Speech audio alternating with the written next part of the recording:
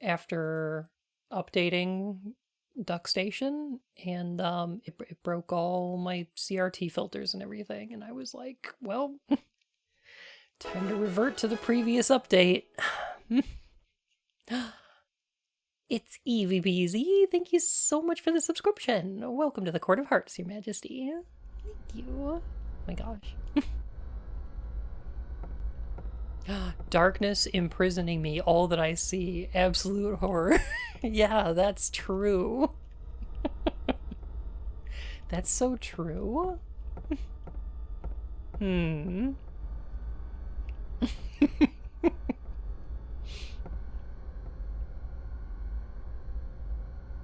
New motherboard might be the one. Rad. Oh my gosh. So, let me think. What do I want to say about Silent Hill before we get to the end of this thing? Because we're pretty close. Hello? Hi there.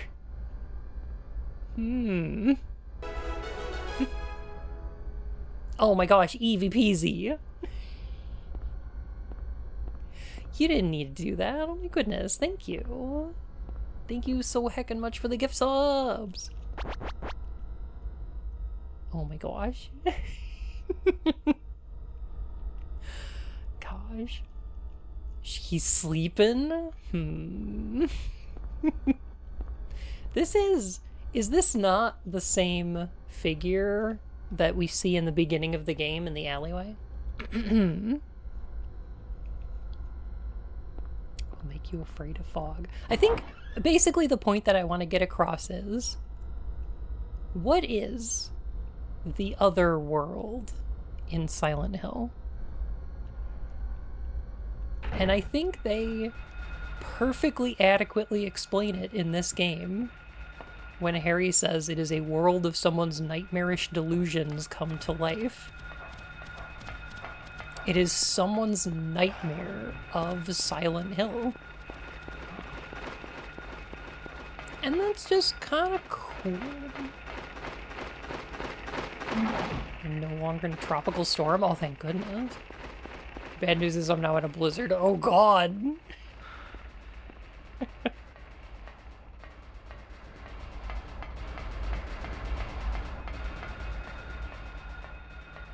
Oh, man. I just love... Oh. The weird occult symbols on everything.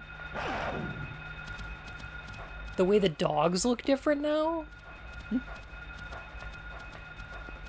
Like, they're different now. They've got different heads now. The cover has been removed. Could Sybil have gotten to the amusement park from here?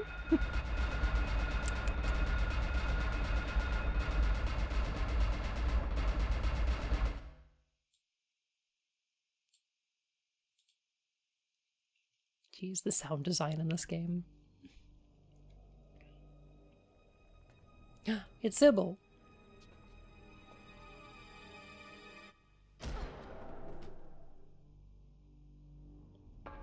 Sybil, no!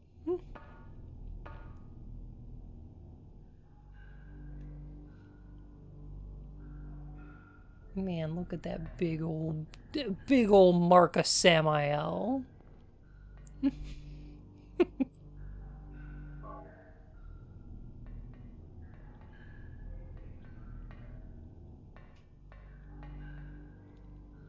Marcus Samuel, sure, yeah. Can't believe Sybil's fucking dead.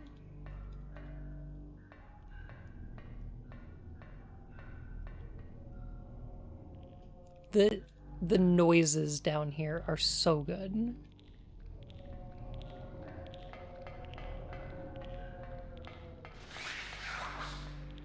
They don't need a lot of music. They just need the right music.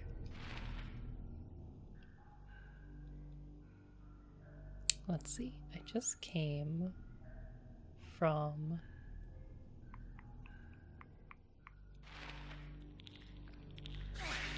Ah!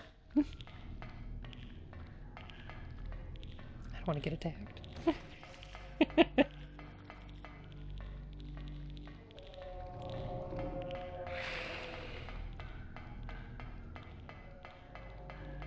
Jeez. Okay, so I've talked about this before. Like, one of the things that this Silent Hill game gets that starts to, I think, lessen a little bit over time and then gets better. Like, what gets... So one of the things that this game's art direction gets that some of the later games completely forget is that Silent Hill's art is inspired by BDSM. More than, like, gore. The Silent Hill games aren't necessarily about presenting you with, like, corpses and blood and guts and gore. They're about showing this fucking person in a vac bed over here. You know? But it's not like... It's not presented as sexier. It's... I don't know. There's something cool about it. There's something that Silent Hill gets about it that is totally lacking by the time we get to, like, Origins and like it's gone in Shattered Memories. There's none of it left. It's coming from the same idea as the Cenobites, kind of. Yeah. There's not necessarily a sexual element of it in especially this game. The hills are dead with the silence of Bunalysis Bun. Oh no. Yeah, Shatmem is too vanilla. That's the problem. The problem is that Silent Hill becomes vanilla. They pull all the kink out of it, and it fucking sucks. Bondage and imprisonment are a major theme of Silent Hill. They totally are. Like, if you think about it, like, Alessa has been imprisoned for the last 7 years. Like, in a hospital bed. I'm sure that this type of imagery harkens to the kind of claustrophobia and like helplessness that she feels. Silent Hill 2 has a little bit less of this. There's a little more like overt sexiness, like with the nurses or Pyramid Head. But Silent Hill 3 and 4, I would argue, bring it back a little bit. But yeah, I don't know. I don't know. I just they're especially in the art. Like people talk about Masahiro Ito's art, and his monsters and stuff. I feel like sometimes people forget that Masahiro Ito also draws a lot of really kinky bondage shit. Because that's just an aesthetic he's super into. So, like, you know, latex and heels and binders and all kinds of stuff. And, like, you know, there's so many aspects of that. And nurse outfits, that's another thing that he's kind of into. He also draws mecha. And also people in bondage as mecha, like biomechanical sort of stuff. Which is something that Giger was also really good at, obviously. Like combining elements of BDSM and machines and, you know, stuff like that. So, like, there's really cool elements of that wind up being taken out as soon as we get Western studios making these games. Does that make sense? It's something that's missing once Masahiro Ito leaves. And I just want to point out what's a little bit interesting is that a lot of these like sort of BDSM elements exist in the environment in Silent Hill 1, with like this sort of thing and like the bodies on the walls and things like that, but not really with the monsters. And one of the reasons for that is that Masahiro Ito was an environment designer on this first game, and then he was the creature designer going forward. It's why we wind up with environments like this in the first game, and then we wind up with like the dolls and the lying bodies in Silent Hill 2. And the nurses, of course.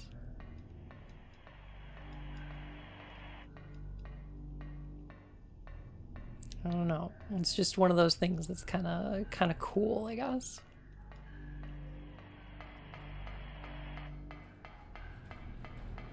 Ooh, look at you little mumblers.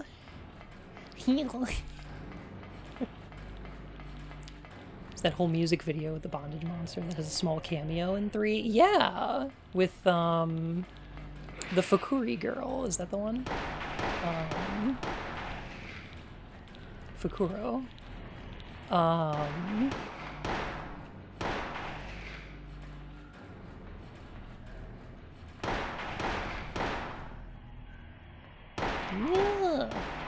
sorry, is that a mumbler? I think that's a claw hand. I don't remember the names of these monsters. Sex bad puritanism ruined the kinky horror because they misinterpreted what made it work.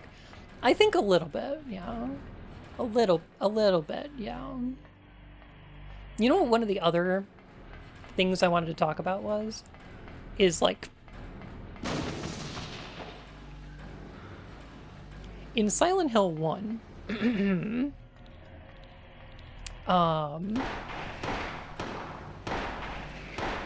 more than any of the other games, we get those like sirens in the transition to the other world. Look at that! Oh, come! It was so cool. I love this tunnel too. It's so cool. And then you start getting the amusement park bits. Oh god. Like it's transitioning from one location to another. Oh my god. The director took all the sirens to his siren series? Exactly. Yeah. I was trying to think of like what's the metaphorical reason for the sirens, right? So I checked the Silent Hill wiki.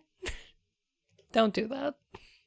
The Silent Hill wiki is like, oh, the sirens might be a representation of all of the fire trucks and ambulances that arrived when Alessa's house burned down or something, and that sounds like bullshit to me. 1. And 2, the Silent Hill wiki thinks that Silent Hill Origins is canon, and in Origins there ain't no emergency vehicles in front of that fucking house. It's just like sitting there. I don't know. That's silly. Maybe they're just foghorns. So the sound itself is taken from a 1970s UK public service announcement, which is talking about the early warning system. And it's like just like the World War II air raid sirens, right? That were, yeah, then repurposed for Cold War era, like early warning nuclear attack kind of sirens, right? So the metaphor that they would be going with for those, right, is that those sirens would be warning that danger is approaching. So you use that in the transition of the nightmare to say that the world is becoming more dangerous, right? Which is fine. It makes sense, right? But it's not like super satisfying as an explanation. And I don't think there is a really satisfying one, because at the end of the day, it's just something that the creator of the Silent Hill series really liked, because he then repurposed them and used them in the Siren series. Because that was just a thing he was into. He was like, these sound scary, I'm going to use them, right? There's not like an in-universe explanation for them. Until in the movie, when they decided they wanted the movie to have an explanation for them. That's kind of stupid.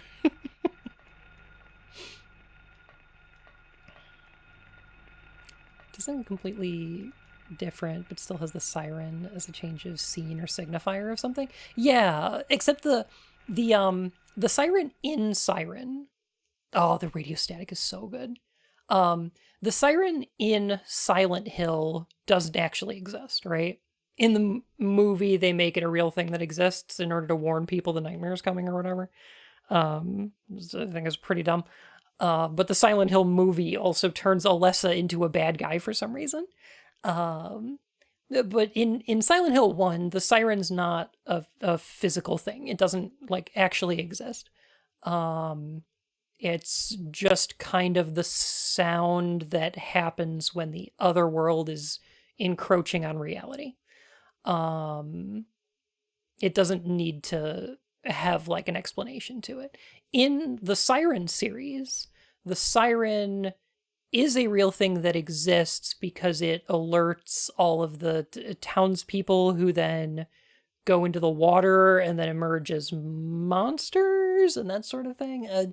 The Silent Hill director is the director of the Silent Hill, the first game, was really into Lovecraft. You can kind of tell. There's some Lovecrafty elements to a lot of his games. He can do it. Everything wrong with Silent Hill 4 goes back to the movie, huh? No, actually, I can trace it back further than that. Everything wrong with Silent Hill after 4 goes back to the Silent Hill 3 Brady Games official strategy guide. But I'll talk about that in a minute. I'll talk about that when we're done. Huh. Certain ending scene in Siren 2, but I don't know if you played it and I don't want to spoil. I have not actually played the Siren games. I played Blood Siren, episode 1. Oh, little squeaky guys. Oh, I love them. They just trip and fall over. Oh my god. Heck. Still need to watch Silent Hill 3D on the Discord? Yeah, we do. I kind of love Silent Hill 3D. It's like the stupidest thing in the world, but like they make Pyramid Head Heather's stand, and then she has to fight Voldo from fucking Soul Calibur, and it's kind of cool. And by cool, I mean the stupidest thing I've seen in the world. But like...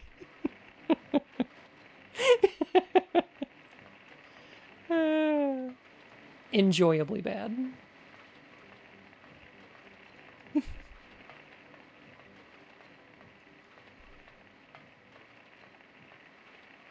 God, I love how we actually just don't get an amusement park. Pop-Tart.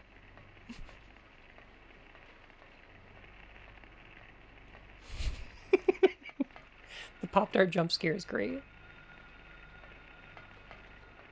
You know what I think is kind of cool? Is like in this game, there are a couple environments that I feel like are underused. Right? So like, for instance, when Harry goes to the mall, it's a really short section before that caterpillar fight, and then you leave, right? You like walk in, there's that thing on the TV, you go up the stairs, you fall down, and then caterpillar fight. With the amusement park, like you kind of only get sort of nightmarish elements of it. No, a Pop-Tart. This small town has an amusement park in the first place. It wound up being a tourist town. And it has been for a couple of decades now. So it kind of makes sense. Pop-Tart. Loenner, thank you so much for 19 months. Oh my goodness. But yeah, areas like the mall and the amusement park are kind of underutilized in this game a little bit, which is fine. Like they don't, I wouldn't want them to be super long, right? But one thing that I super love is that they get to flesh these out in Silent Hill 3. Silent Hill 3 gets an entire amusement park area. It gets a whole big mall that you get to go through. It takes a lot of the like underutilized areas from 1 and expands on them in a way that's like really awesome. It's super cool that they get to revisit these specific places in 3 when they get to come back to this. And I think that's cool, right?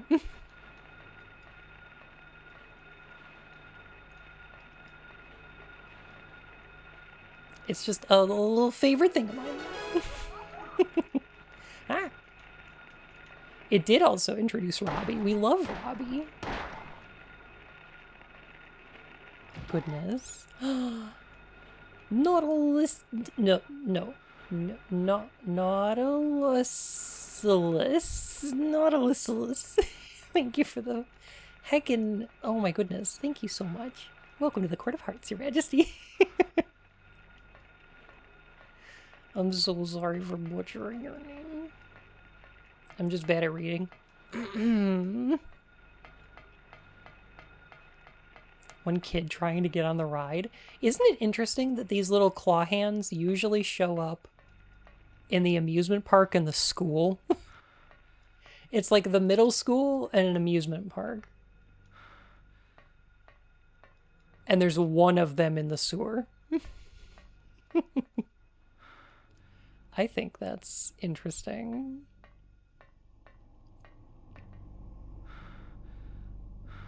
It's a little sad. One other thing I want to point out, since we were talking about Robbie the Rabbit real quick, which is Robbie's introduced in 3. Robbie's not in 1 or 2.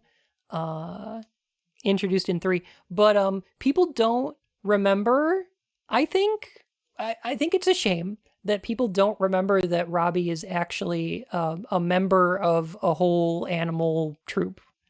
There's actually a lot of them. I think there's like 5. And Robbie the Rabbit is just one of several. There's like Katie the kitty or something like that. And then there's like Horace the horse. There's a bunch of them. No, not Tukey. Fuck Tukey. No, fuck that guy. Tukey's a piece of shit, and he can burn in hell.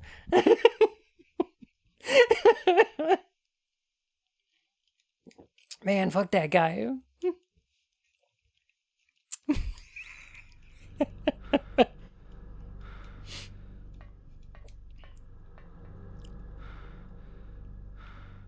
I don't know what color your beak is. It's different every fucking time.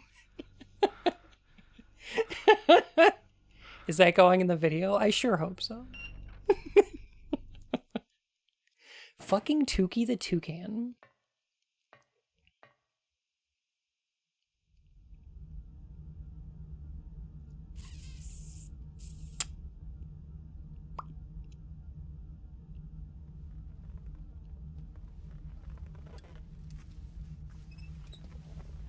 Oh no. Don't give Konami any ideas of a Five Nights at Freddy's style Silent Hill, you monster. Your idea is more evil than that toucan. It is a wheelchair, yeah.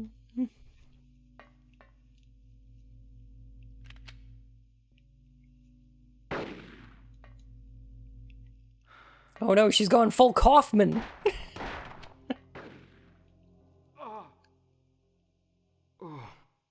No way. Oh.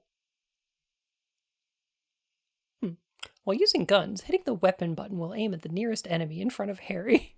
Hitting left or right on the directional button will change. Oh no. Oh, I haven't saved in a while, have I?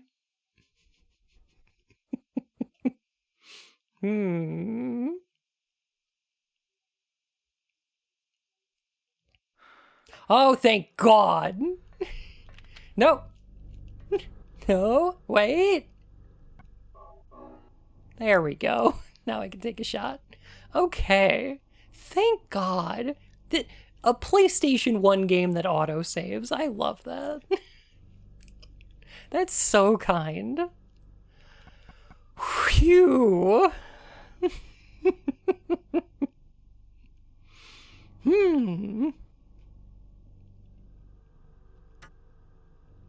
So polite of her to let us heal. The side grip. I love the side grip. It's great.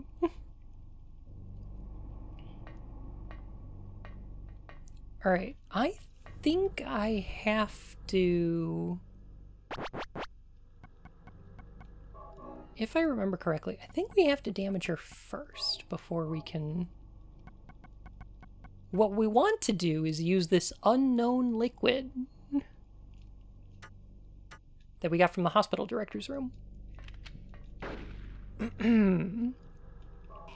How do we know to use that?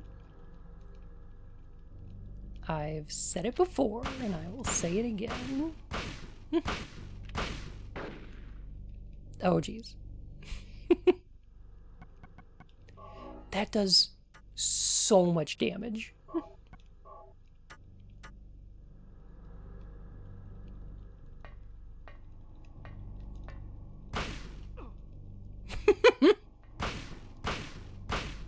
She will just slap the shit out of you. Here we go. Now I think we can use it now. Yes.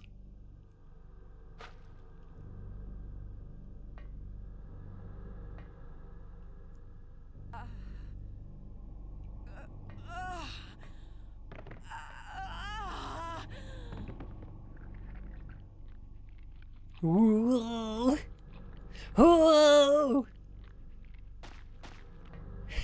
Get it, Harry. Wake up. Snap out of it. Sybil. Harry, what happened? Shh. Don't talk. I'll take care of you. Harry, why did they take your daughter? Why her? I'm not sure myself. But, you know, Cheryl isn't my biological daughter. I actually haven't told her yet. God, the lighting in this scene is so good. She probably already knows anyway, though. We found her abandoned on the side of the highway. Nobody knew where she came from. We didn't have any kids of our own. My wife was sick. And it didn't look like she was getting any better. So we took Cheryl in. So in that case... There might be some connection between Cheryl and this town. So what do you do now? Cheryl is my daughter. I will save her no matter what. Let's go, Harry.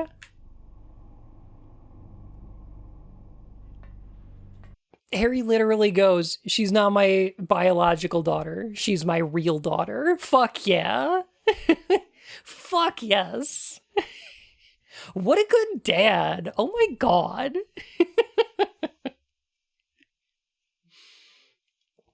Harry's one of those characters that, like, I feel like really blows a hole in people who think that people get trapped in Silent Hill because, like, they feel guilt or shame or, like, because the town is punishing them or some shit. And it's like, Harry Mason is perfect.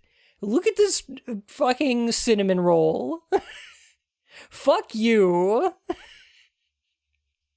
That you think he's in Silent Hill because he's being punished or some shit. Jeez. Yeah, like three of four of the original protagonists have done nothing wrong. Harry is free of sin. God, I hate the director of the movie so much. Oh my god. So what's interesting is when you start that fight with Sybil, she actually has blood on her back when she turns around. Before you even attack her, when she turns around, you can see that the back of her shirt is all bloody. And that thing crawls out of her. Very similar to the nurses and doctors in the hospitals, which have those weird, like, growths coming out of their backs. It's kind of fascinating, because what they are is, yerks. They're yerks, actually. They were chased here, dozens of years ago.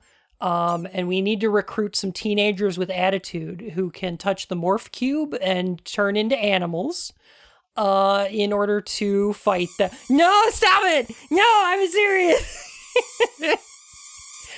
We gotta— No, they could be anyone, though. The only way to be sure is to lock them up for 3 days, because the Yerks have to return to the Yerk pools in order to feed, or else they starve in their brains. It was an Andalite plot the whole time. Yo, fuck the Andalites. They suck. Sybil was actually Visser 2 the whole time.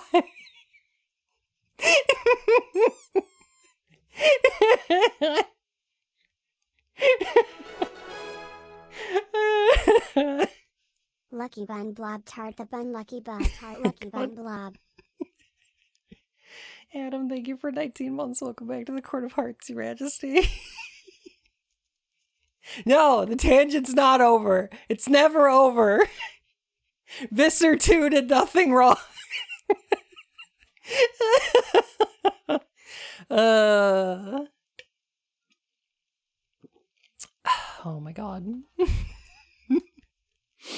Animorphs weren't a thing over here, so I have no clue what you're talking about. Animorphs are so weird. They're so weird. Because when you see the cover and it's like a Photoshop of a person turning into— it's like some kid turning into an animal, and you're just like, oh yeah, it's like, we gotta go beat the drug dealers by turning into a cat or something like that. You think it's like, oh no, they're gonna— some evil businessman is going to pollute the town, use our animal powers to stop him. No, that's not what it's about. It's about an intergalactic war. The Animorph books are about trauma, PTSD, and war crimes. The thing about the thing about it is that while there's a relatively good end to the series, none of those kids are ever going to be okay. Morphing into an animal or a human can heal any, like, physical malady, but it can't fix the psychological ones. Oh my god. The horror of your selfhood being subsumed into an ant colony hive mind. Yeah, because when you turn into an animal, your mind is fighting with the instincts of that animal. So there's these creatures that like are permanently hungry. They exist to do nothing but eat and feed. And as soon as like if one of them ever dies, the other ones will just jump on it and start devouring the corpse because like they just have to keep feeding all the time. They're like these big giant insect creatures, right?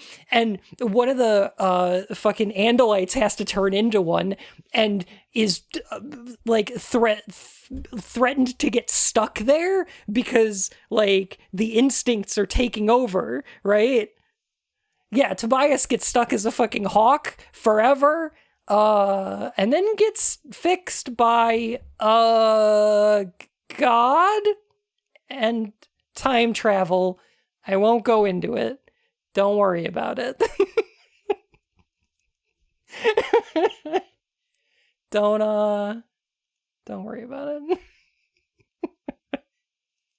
What a weird series. Oh, also K.A. Applegate, the writer, a big trans rights advocate, which is based. Every time she goes to a convention nowadays, she's wearing a shirt that says "Protect Trans Kids," and it's fucking awesome. Love to see it. Anyway, Silent Hill.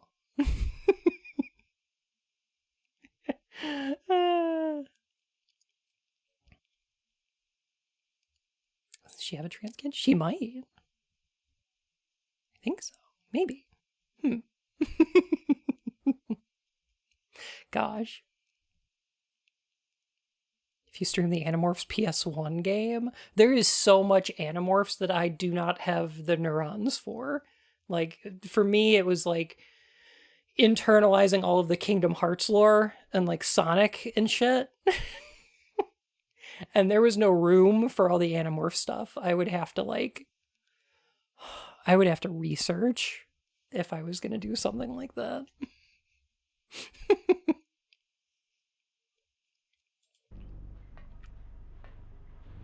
God, I love this scene so much.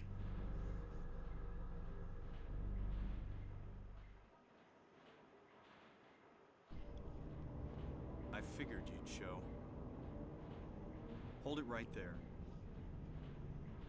I don't know who you are or what you're trying to do, and I don't care. Just one thing. Let Cheryl go. That's all I ask. What? God, Alessa's so cool.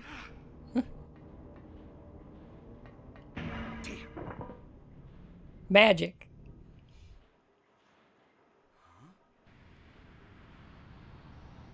What is this?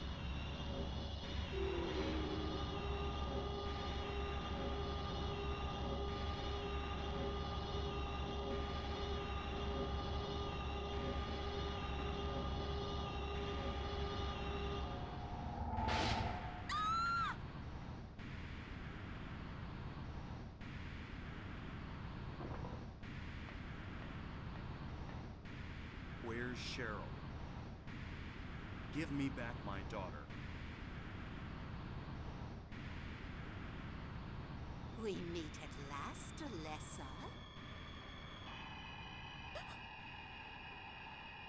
Dahlia Gillespie? Where's Cheryl? Where is she? Alessa. This is the end of your little game. Mama? Could she be... You've been a ghastly little pest, haven't you, Alessa? I was careless, thinking you couldn't escape from our spell. But Mommy didn't know how much you'd grown. Creepy. That's why I couldn't catch you all by myself. But what a pity, yes? Now you're half indebted to this man for his help. Hey, what are you talking about? Alessa, my dear little girl, there is one thing left I need you to do for me. No! Get away from me! Bad girl. Everything is ready. Let's go home. What's going on here?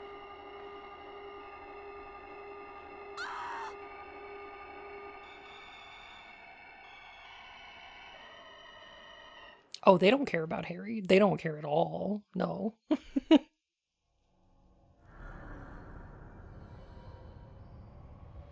Well, at least Dahlia doesn't.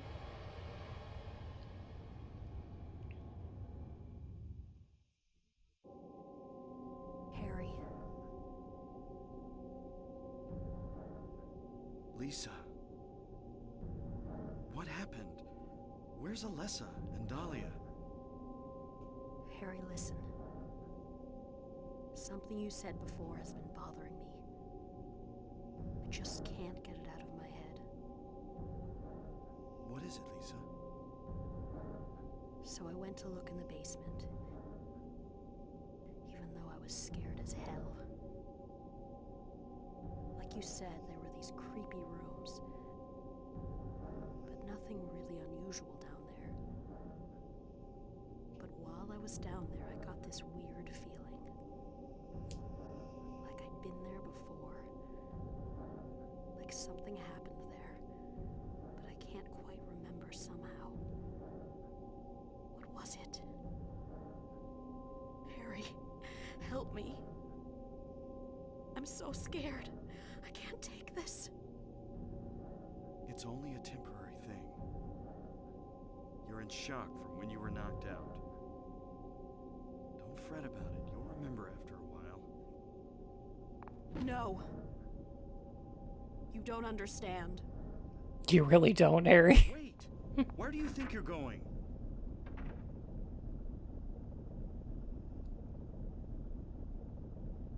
Lisa, damn, what's that? That sound. It's coming from the basement.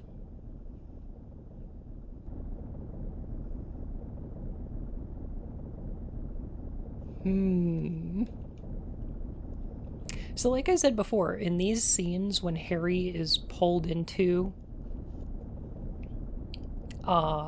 this version of the hospital, it happens twice. In this location and when we're in the antique store. These are Harry being pulled into the dream. Being pulled out of reality and into a world of someone's nightmarish delusions come to life. As it were.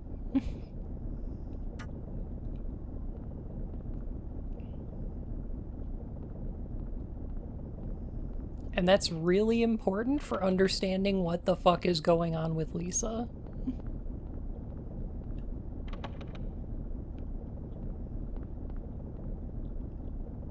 Like, if you don't get that part, then Lisa's gonna be a little bit confusing.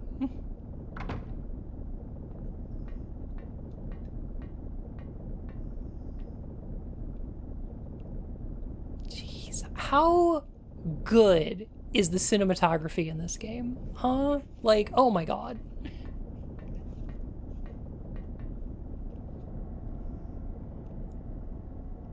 They were really experimental with what they were doing. Summoned. What happened in this town? What could be making things like this? I have a feeling if I take the elevator down, I'll find it. Cheryl.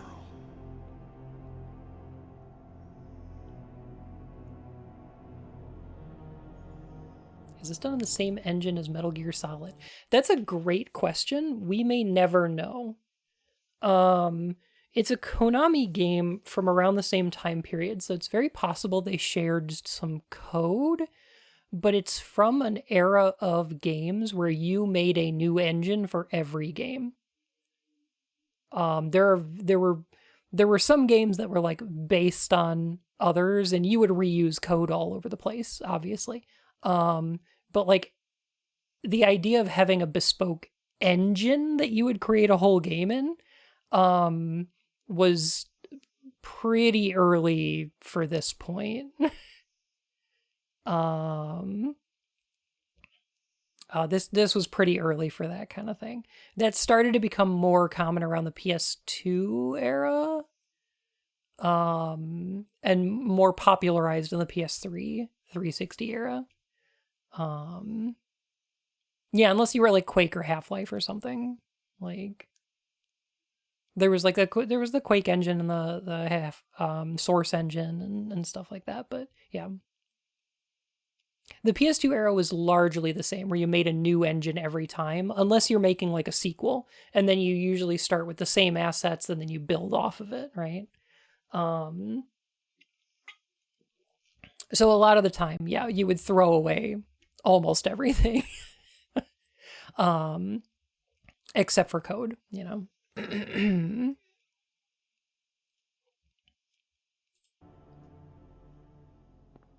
You could just borrow some stuff from elsewhere. So not I would hesitate to say this is the same engine as Metal Gear Solid, because I don't think that term would apply, but it might have shared some of the same code base as it.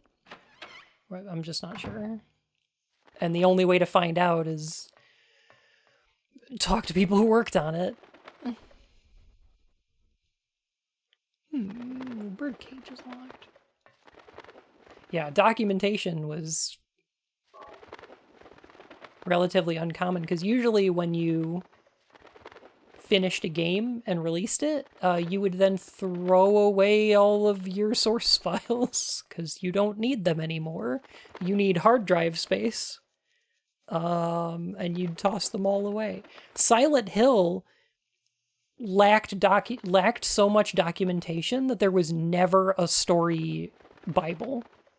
Like there was never a series like document that tells the story of these games, which leads to a lot of problems.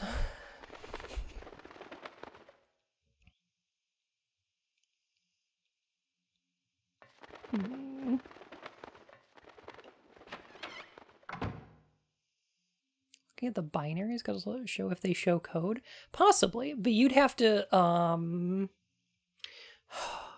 deconstruct some of it.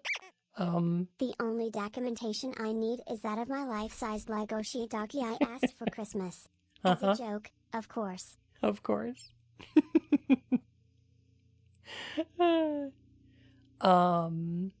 Because I think people know this, but when you wind up with a finished game, right? Like a retail copy of a game, everything is in machine code, which is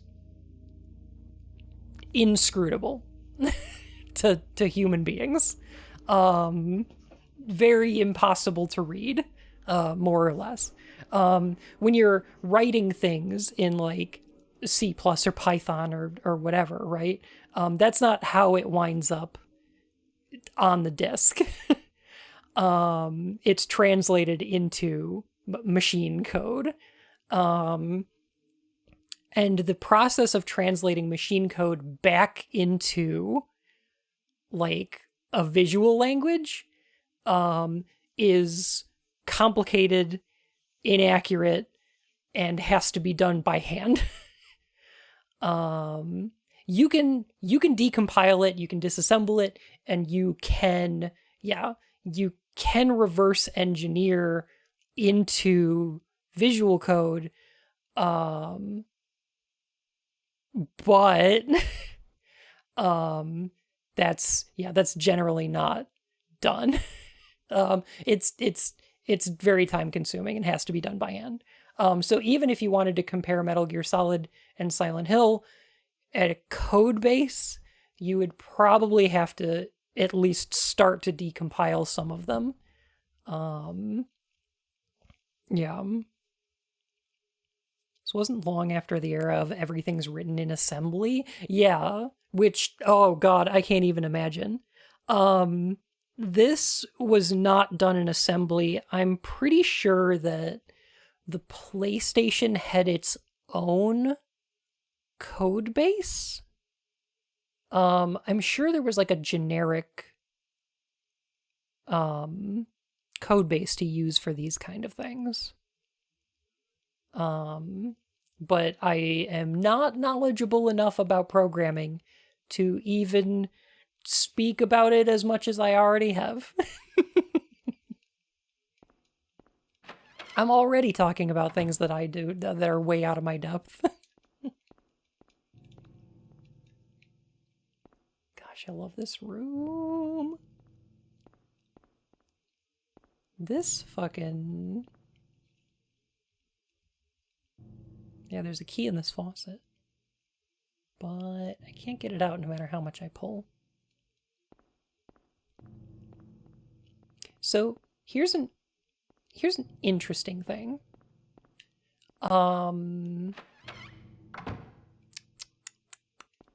Okay. You're designing a video game. It's a little bit of an adventure. You've got an area where people need to run around and grab keys, right?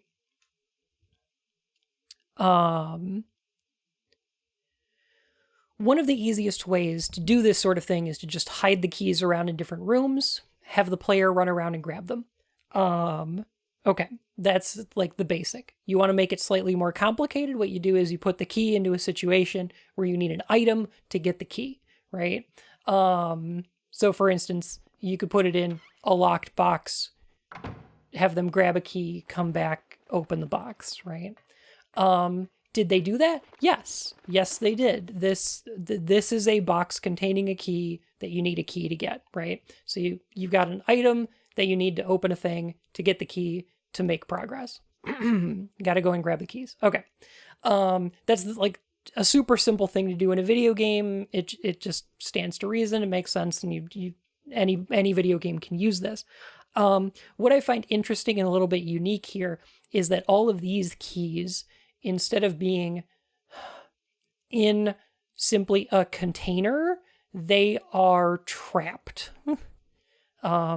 Does that make sense? So the flapping of the wings sound in this room, the fact that this key is locked into a cage, like a bird cage where you have like a living thing, or like where you would have flowing water. Instead, there is a key jammed in the faucet, right? Like they've turned this game mechanic into something that feels like instead of collecting keys, you have to free them from their imprisonment, if that makes sense.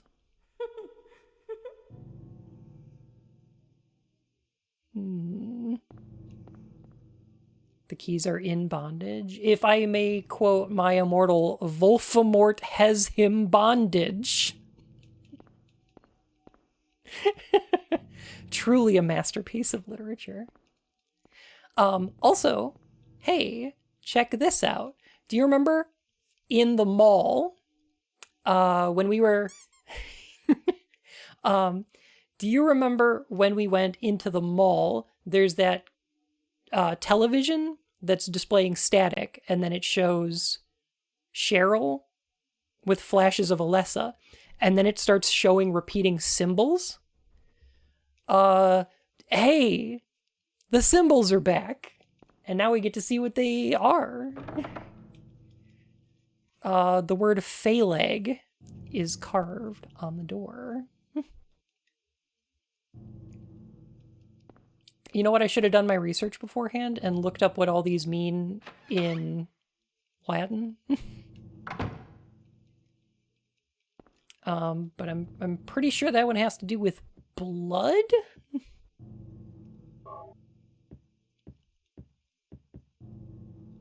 Somebody can correct me if I'm wrong. I'm sure somebody can tell me. Just a wall. I love that they knew you would check it. I love that they were like, oh, they're gonna check that wall.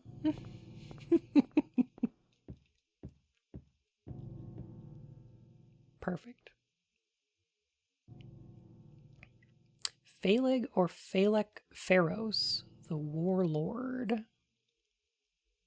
As per Google search. Interesting.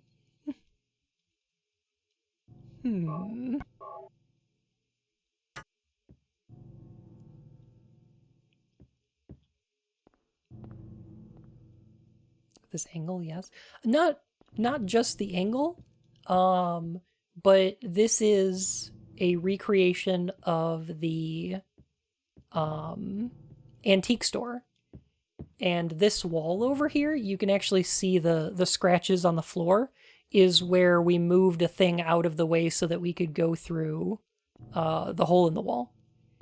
So it's just a wall here, but the reason that they know that you're going to check it is because they're in the other version of this area that you already went through, there was a hole in this wall where you get to the little church inside the... Yeah.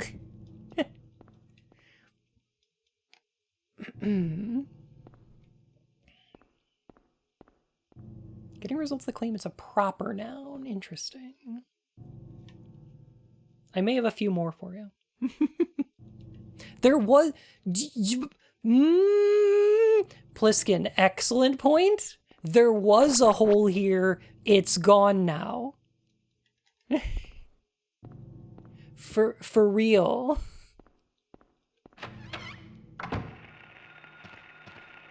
I love how she actually was not there before.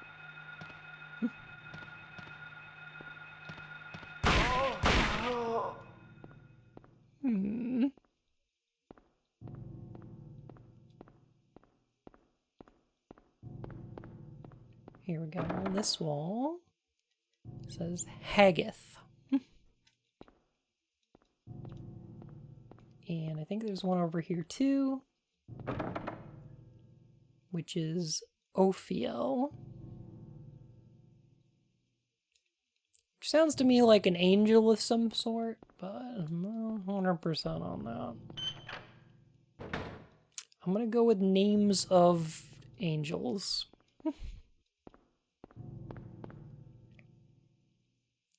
Starts happening in 2. There's not a lot of elements of sexualization in Silent Hill 1. That's not what this game's about. Haggith, wife of David. All Olympian spirits? Interesting.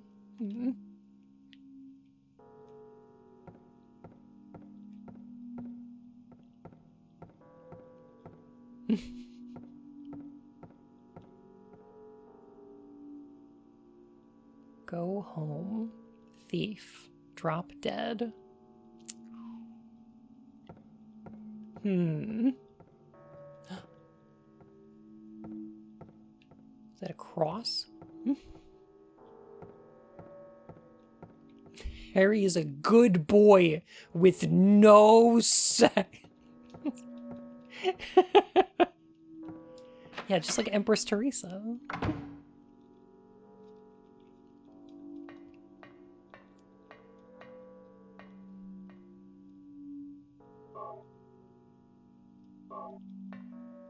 Yeah, it's interesting the way that these games handle that topic. Because Silent Hill 1 doesn't have a lot of sexualized elements in it. Silent Hill 2 does, and they're mostly... They're either on enemies that will attack on sight, or they're like Maria, who is there to emasculate James constantly, right? So like there's sexuality, but it's usually on things that are supposed to be off-putting or threatening to James. In Silent Hill 3, there is sexuality, but sometimes it's directed towards Heather in a way that I feel like she finds uncomfortable.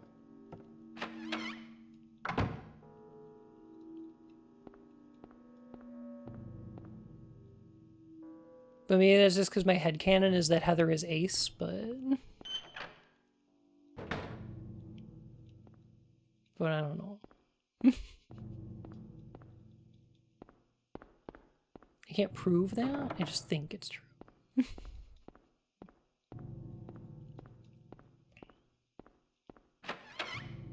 Stage 3 sex and procreation. Yeah, and in Silent Hill 2, the sex is not revolting. It's an enticing aspect of things that are threatening. In SH3, the sexualized aspects are the revolting ones, if that makes sense. It's treated very differently.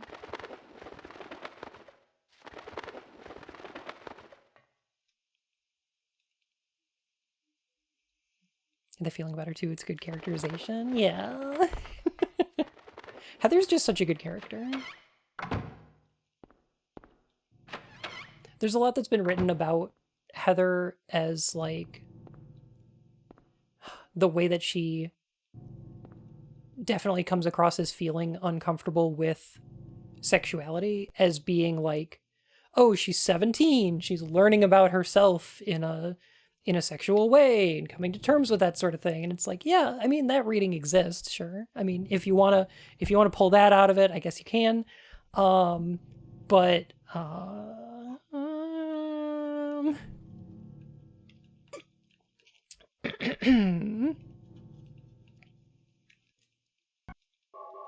but I don't.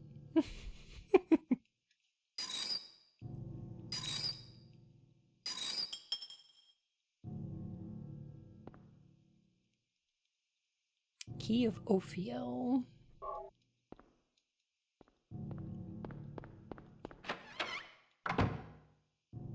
Is it interesting to y'all that, like, this character, or this environment, rather,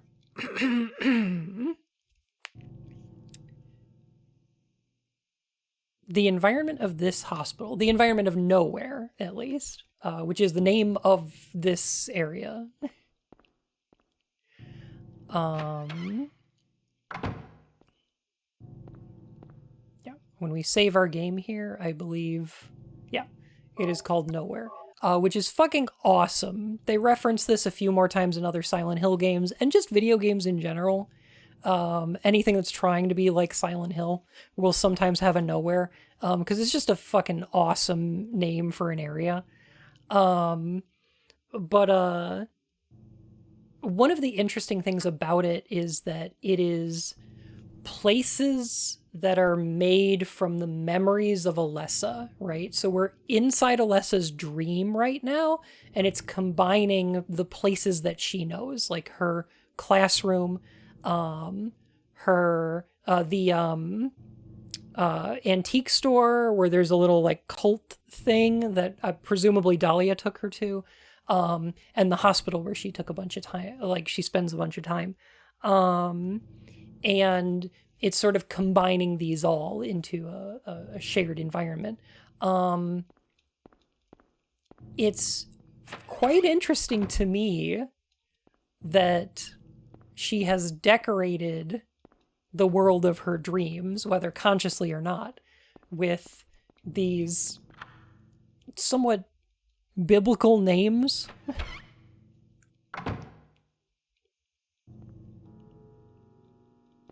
Does that make sense? It just shows how much Alessa actually knows about the cult and its rituals and its mythology, you know?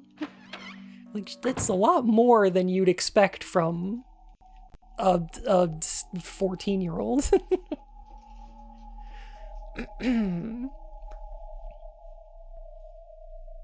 So Smart is intimidated? Goodness, no. I like talking about and thinking about games that I enjoy. It's one of my favorite things to do. This is another puzzle that so remember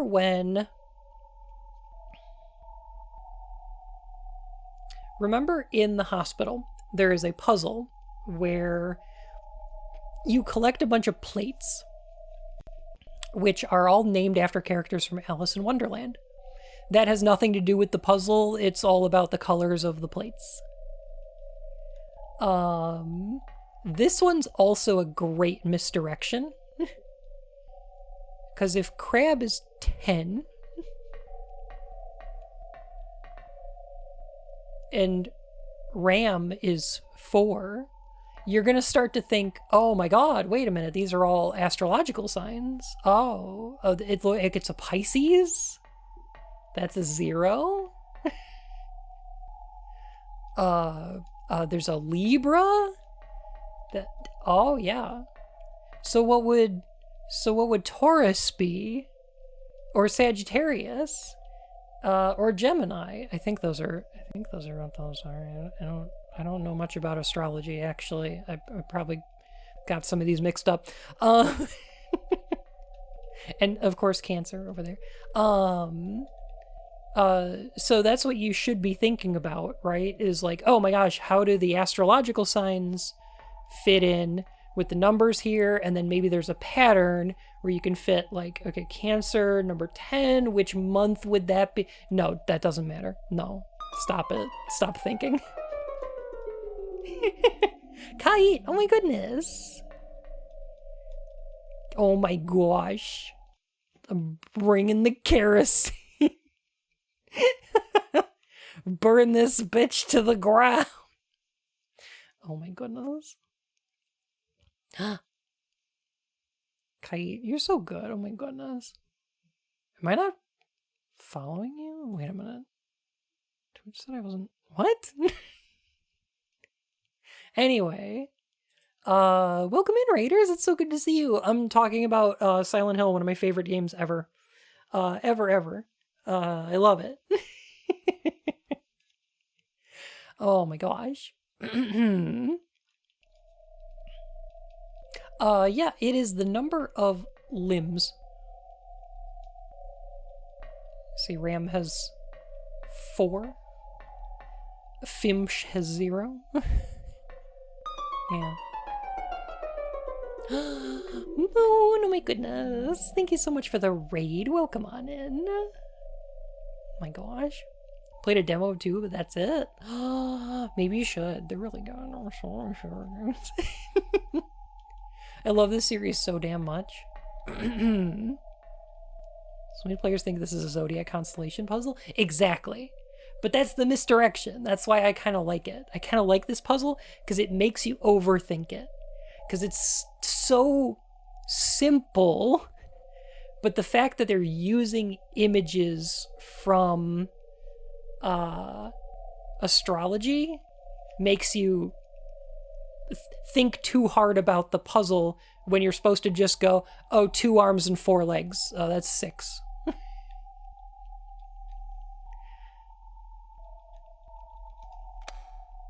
Right? 2 has a remake in the works. Avoid it like the plague. Play the original instead. Agreed. Yeah, so this would be the bull, Taurus, 4 legs.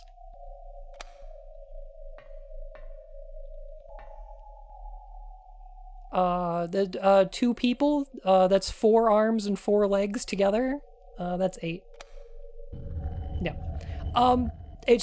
It's a really clever puzzle because it's way easier than it implies.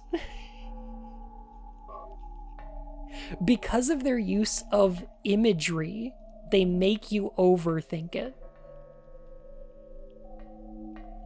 If this was just pictures of just random animals, wouldn't have had the same effect, right?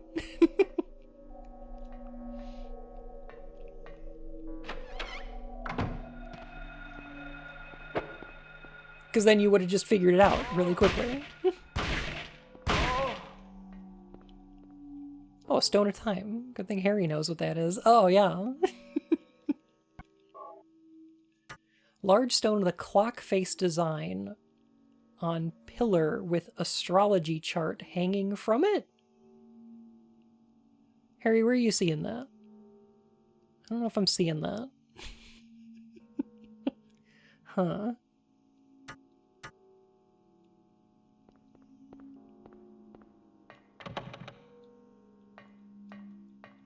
think he means it was on a... It was on a pillar at one point, yeah.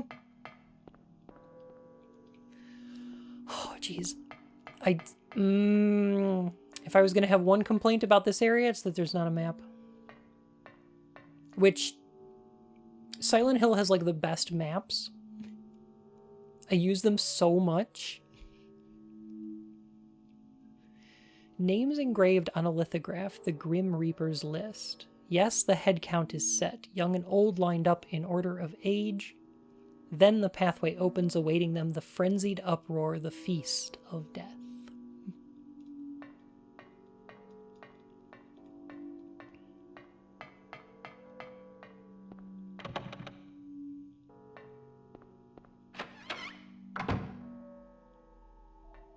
Okay, there we go. Fish fins don't count as limbs. Correct. You mean in like a biological sense? Yeah, I guess that makes sense. There is a slate. The Grim Reaper's list. So, what you're supposed to do here... And I think this one's a little more obtuse, I'm gonna be honest. This is one of my least favorite puzzles in the game, I think. This one makes not as much sense. So, Grim Reaper's list lined up in order of age, young to old. That's easy enough to do, right? Password is Punchy's first name, easy to remember. So what you do is you line it up, Albert Lords, and then Lydia Findley, Edward C. Briggs, Roberta T. Morgan, and then Trevor F. White. But like, then what are you supposed to do with that? You're supposed to enter it on the keypad, which is right over here. That's easy enough to figure out. But now we just got a bunch of letters. So like, do you type in the whole name? Fuck no. Jesus Christ. I guess it's easy enough to figure out that you're supposed to use the first letter of the first name and then type in alert.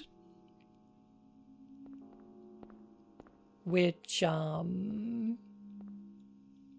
know, is fine. It's an okay puzzle. It's okay. It's one of the more obtuse ones. The thing that I do like about it is that it's not a cheesy word like death or murder or kill or Satan, right? Like it could have been something fucking dumb, right? But yeah, or Brie. It could have been something dumb. Alert is a good middle ground where it's not too on the nose, but it is still like, I don't know. It's a good description of the game. Instead of showing blood and guts and gore, it's just about ramping up the tension.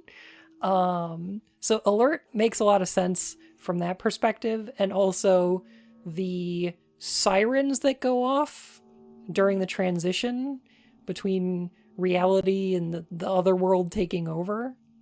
You know, like that is an alert, right? So, I don't know. It's fine, I guess.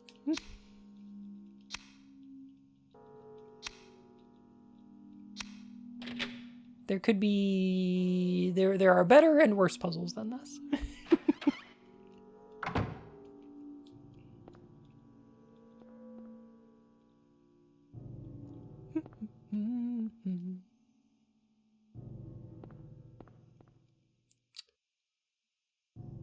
Psychic TV on this box is a reference. I wonder what this puzzle was like in the Japanese version. No, it's not different at all, actually. I think it's exactly the same. I believe Psychic TV is a reference to the same thing as oh god, are there memos in this game? No.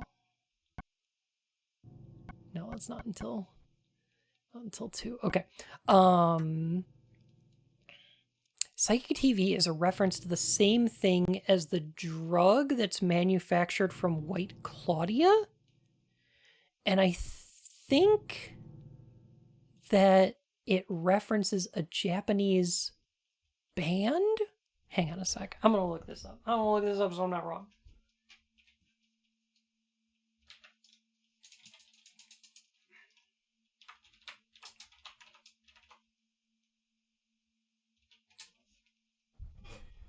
Hang on a sec. This is a weird little bit of trivia.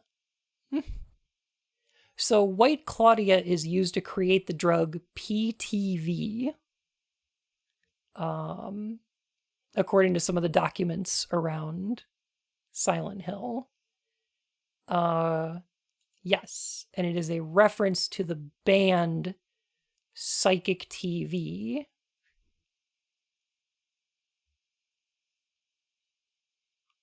Who broke up in 1999? Yeah, here you go. We'll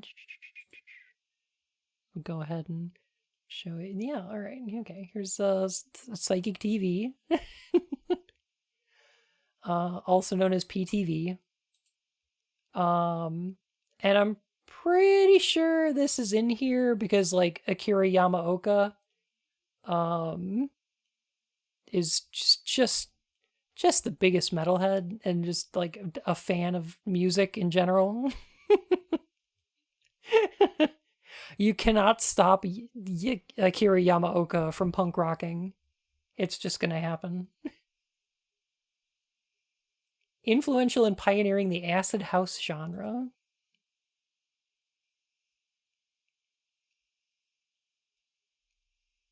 Fucking rad.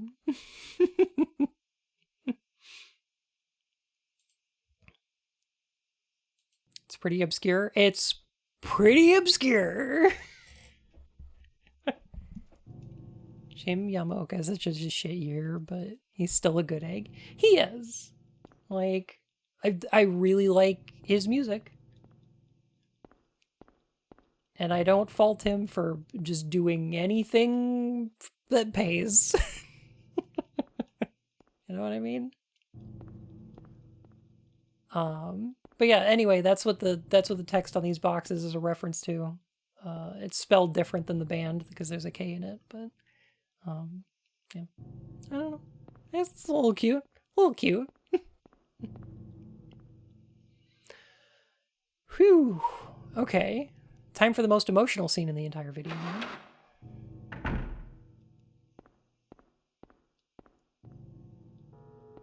Oh, does that not happen yet? That's not yet. That's not yet. Okay. Amulet of Solomon. So,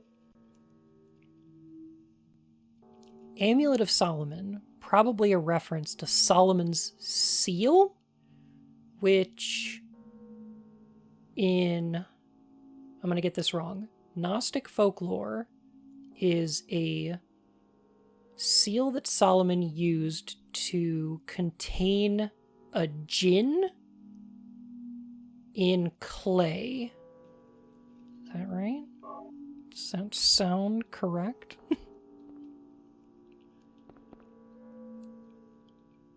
Body is laid out on the bed. Don't feel like checking this out.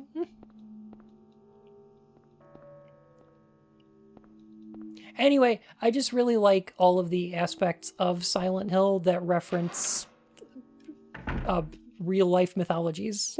I think they're kind of neat. Harry? Lisa, what's the matter with you? 1001 Nights. Okay. I get it now. Why I'm still alive even though everyone else is dead. I'm not the only one who's still walking around. I'm the same as them. I just hadn't noticed it before. Lisa. Stay by me, Harry. Please. I'm so scared. Help me. Save me from them. Please. Harry?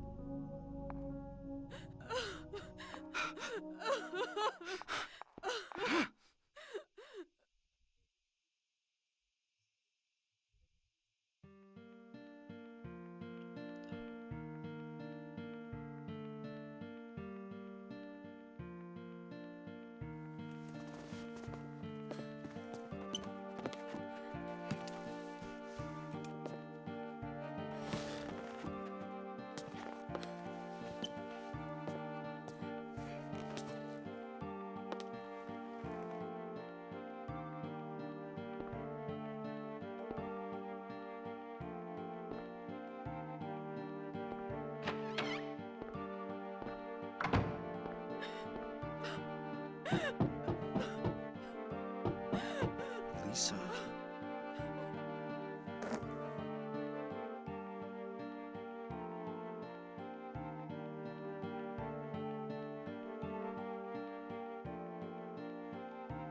God, Lisa's theme is heart-wrenching.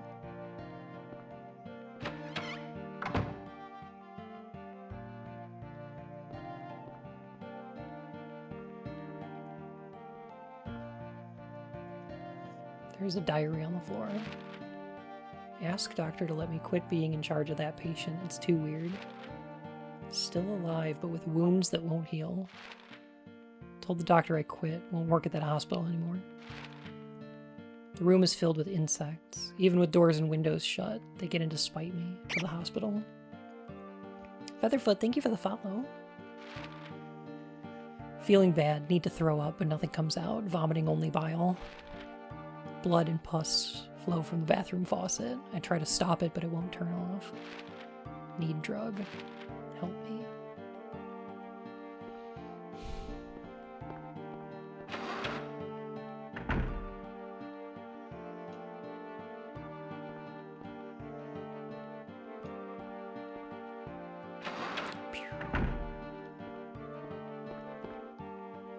I find Lisa a ridiculously fascinating character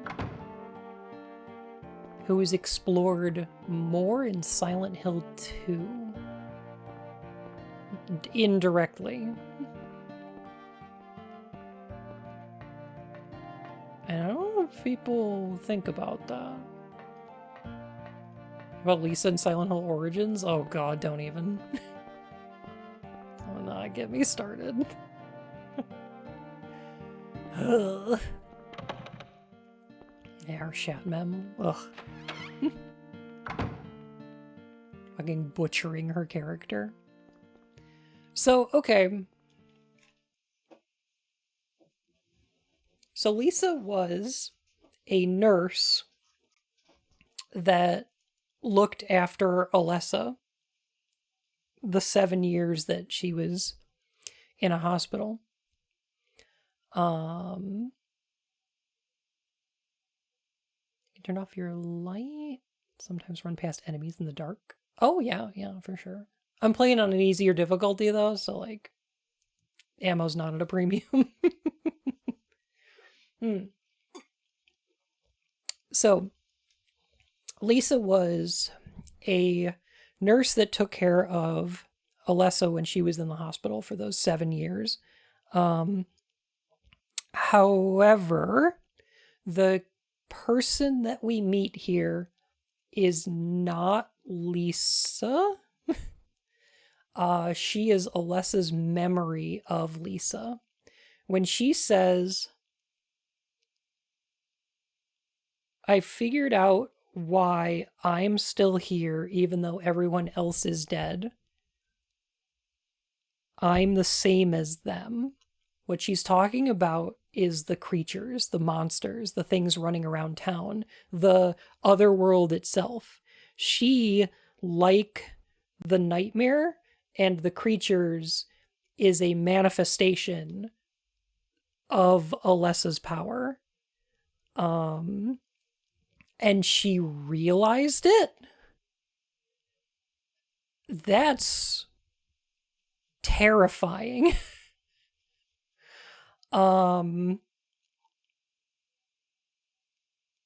Yeah. And that's why she starts to fall apart at the end. That's why she can't remember what's in the basement, because she doesn't have all of Lisa's memories, because she can only remember what Alessa remembered about her, right? And that's just an utterly tragic character. And like I said, this is a concept that we'll see more of in Silent Hill 2, because Maria is the same as Lisa. She's also a manifestation of the town, formed out of James's memories of Mary and twisted. And yeah, it's good. Oh, this series is so good. It's my favorite. Maria was like, might as well go with it. Maria's a very different character. But yeah. Yeah. But yeah, she's a nurse that Alessa remembered.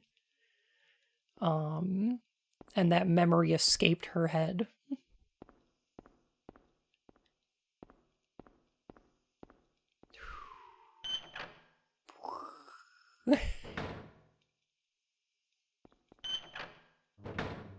I do not know if I want to go back in there. Actually, do I want to go to the basement? I think I want to go to the basement. We already checked out the basement. I already went down here. Okay.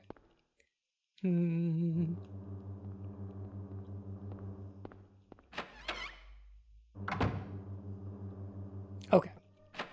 Yeah, Maria's got her own fascinating explanations of her character. So is real Alessa? What do you mean? Can you rephrase that?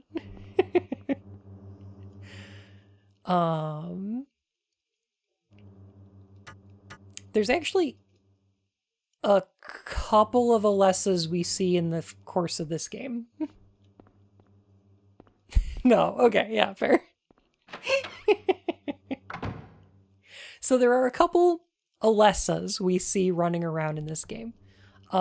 Sometimes we see the 7-year-old girl running around the town. Sometimes we see Cheryl. Both of these are Alessa's astral projection. The Cheryl we see in the beginning of the game might actually be the real one. It's not entirely clear.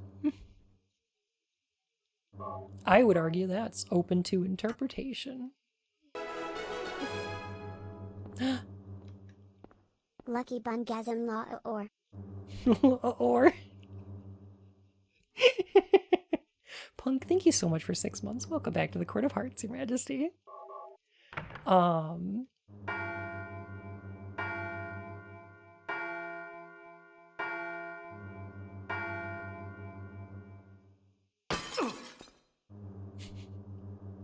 Harry, what are you doing? Just killing time.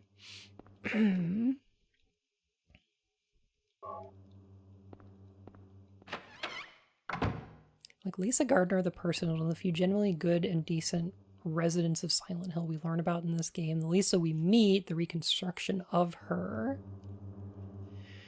is also just all the good aspects of the person, idealized, if you will, and that's part of what makes it so tragic when the construct starts to break apart. Right. It's one of the reasons, like I said, she doesn't have all of her memories. She isn't fully a person. She's just the things that Alessa remembers about her. And Alessa really liked her. The tart's not working. They will in a minute. Sometimes they just get clogged. It's fine. Just give it a little bit.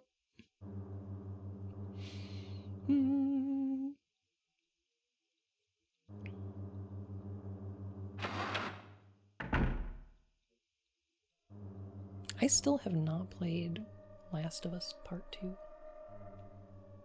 I kind of want to.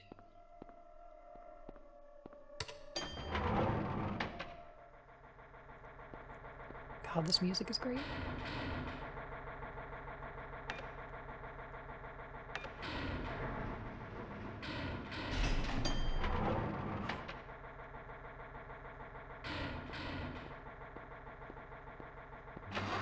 Meaty elevator.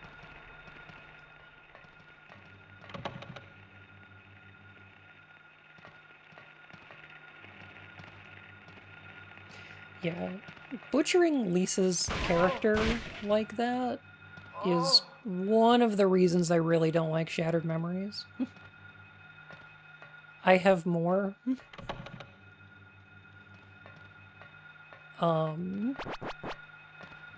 Like I get why it's some people's favorite. Like, some people are like, oh, it's actually pretty good for a Western Silent Hill game, but I don't agree. Crest of Mercury. Also known as a hermetic seal, I believe.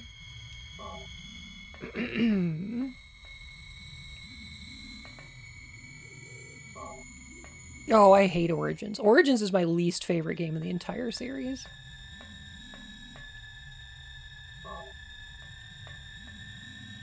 I think it's the worst one. I am including pachinko games.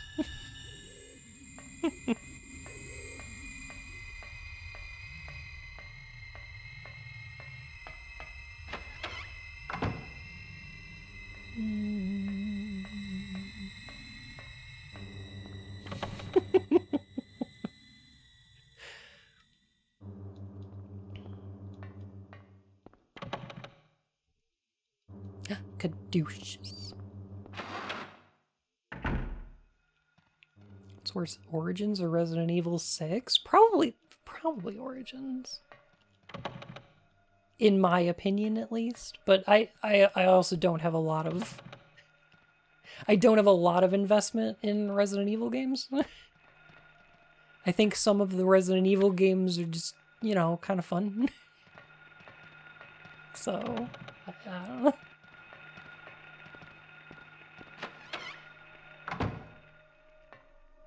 Cringe but funny. That's probably pretty good. Can't say Origins is worse than Ascension. Okay, well,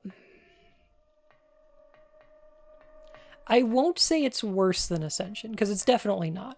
But I think I feel more hatred for it than for Ascension. Does that make sense? When Ascension came out, I was pretty much already like, Silent Hill's dead. Like, at this point, I don't care. Just bury it.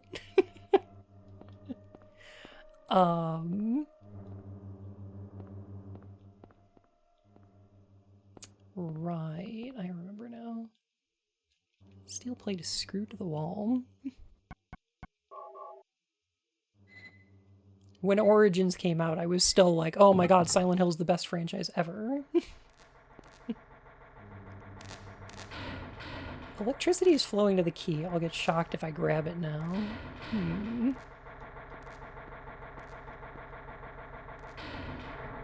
Ooh, is there any lag? Let me know. I don't know how I'd fix that. At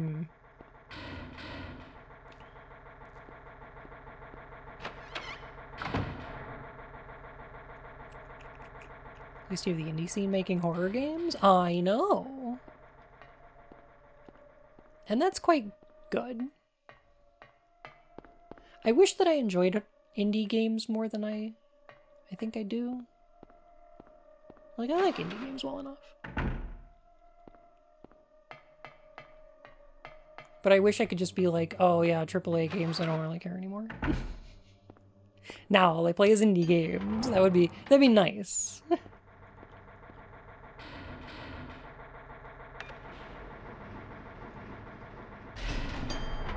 But I just like AAA games too much.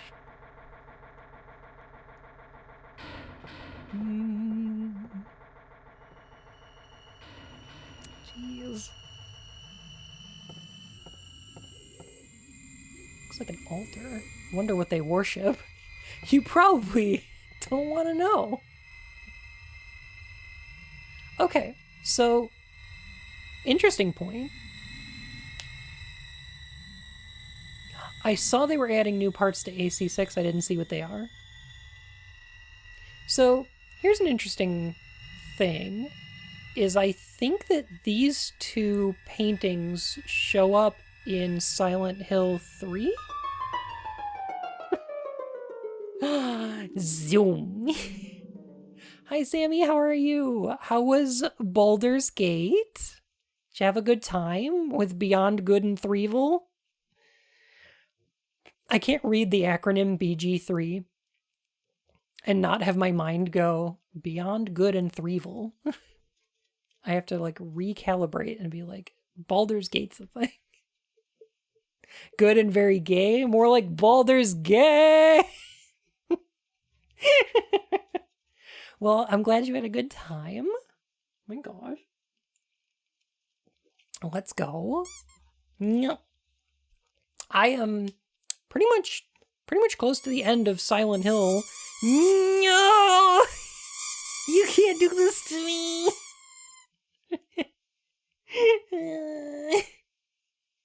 Heck.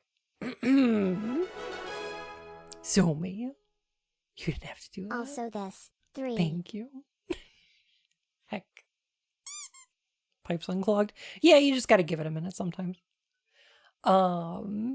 The bot's just weird, I'm sorry. Well, welcome on in, y'all. I'm doing sort of a lore analysis critical reading of one of my favorite games, Silent Hill. I love this game and I love talking about it, and I can do it all day long. And I'm gonna. Not a single one of y'all can stop me. I think that these two paintings right here show up again in Silent Hill 3 in the church, which explains the cult's origin story. I believe these are the paintings where a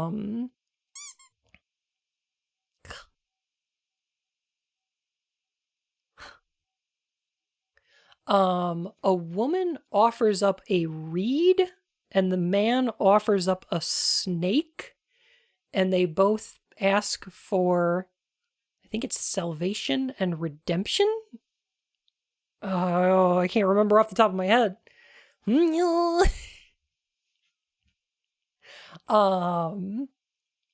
But the cult's mythology I find really, really interesting.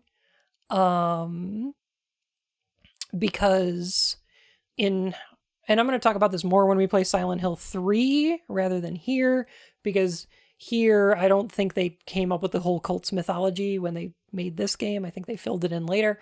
So I don't want to backfill too much, but I find the cult's mythology really interesting because their version of God didn't create the universe or humanity. God was born from humans. Like, humans gave birth to God, and she gave them the ability to die, and then promised that she would bring about an eternal paradise when she returns. And in her exhaustion, she dies, right? So God is born from people and dies with the promise that she will return one day and bring about an end to all suffering. All suffering on earth, that's all gonna end once she brings about paradise. And so the cult is like, we need to birth another god. So that's why, like, Alessa is a thing. That's why Alessa goes through an impregnation ritual to try and birth God out of her, is because their God is going to be, born from people. It's not going to return from, from without or something like that. Which I think is just a fascinating mythology. I think it's pretty cool. It's really interesting.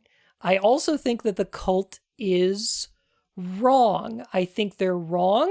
I don't think their God exists. I think it's made up. It's fiction. Our writers came up with it. Get a Jonathan Frakes voice. It's fiction. Because if it's true, if it's true that God is going to bring about an eternal paradise, then it is a moral wrong to stop them. If God's birth will bring about an end to all human suffering for eternity, there is no cost too great. Right? The other world is paradise for them. No, it is not. No, it is not. No. The other world is a nightmare, and some of the cult members understand that. But this is not paradise. They don't see it as paradise. They don't see monsters as angels. That's not a thing. The other world, the nightmare, that is not paradise. It's not.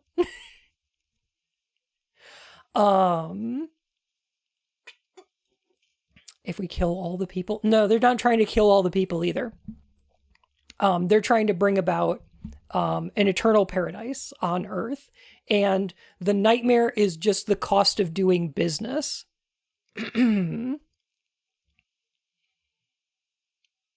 For the god they birth, for the monsters, we see there is a thing outside there which delights in torturing. Is why else is the cages? No.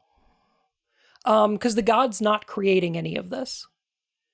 It's a little girl's psychic powers. Her nightmare is escaping her head into the world.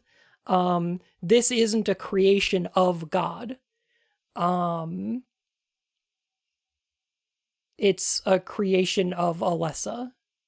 And it's nothing but a detriment to the rest of the people in the town. So there's people like Kaufman who are like, what the fuck are these monsters? Why the fuck are things like this? Right? Yeah. Kitiri, thank you so much for the Prime sub. Oh my goodness. Cages show up in 2 and 3 and 4 though? Yeah, sure. For different reasons, yeah. But yeah, like the other world as a concept is just the dream, right? And in Silent Hill 1, that's Alessa's nightmare. In Silent Hill 3, it's Alessa's nightmare filtered through Heather and Claudia in different ways. In Silent Hill 4, it's Walter Sullivan's nightmare.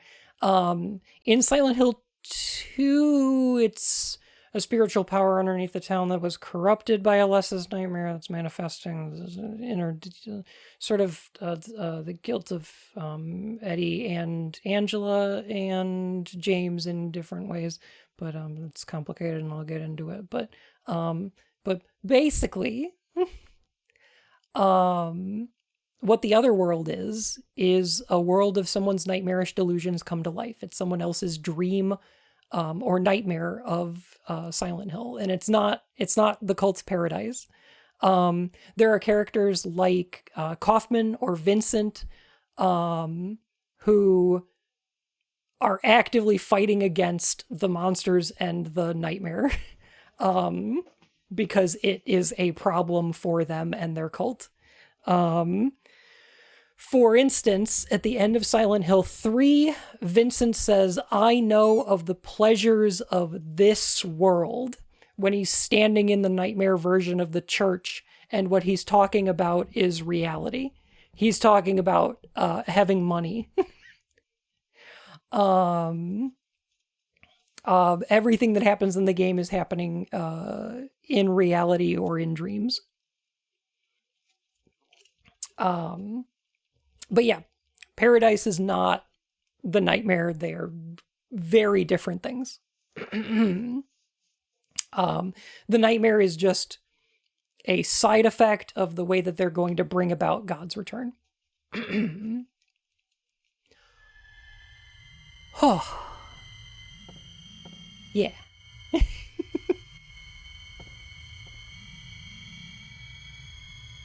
The light to the future.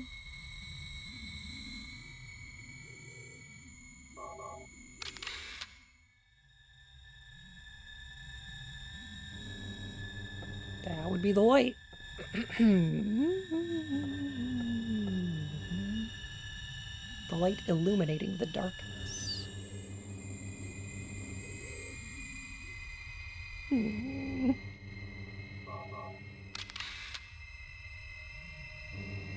I've said it 100 times and I will say it 100 more. I really will have to.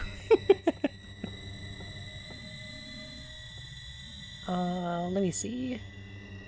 Triangle, L-shape, arrow.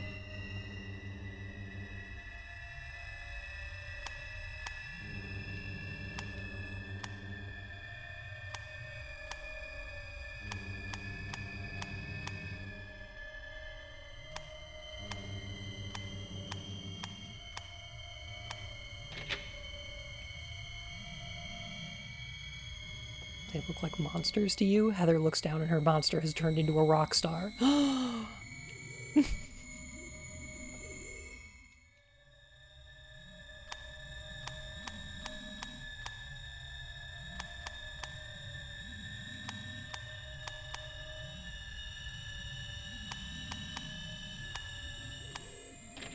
Good enough. Fidget toy door puzzles.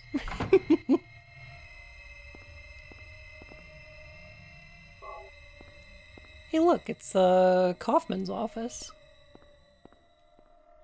There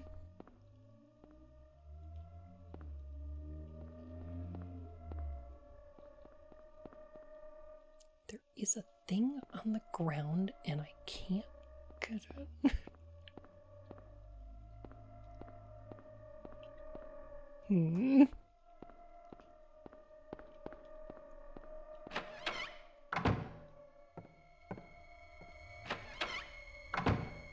I don't think eating things from other dimensions is a good idea. Yeah, that's what she thinks it is. At that point in time. Birdcage key, good.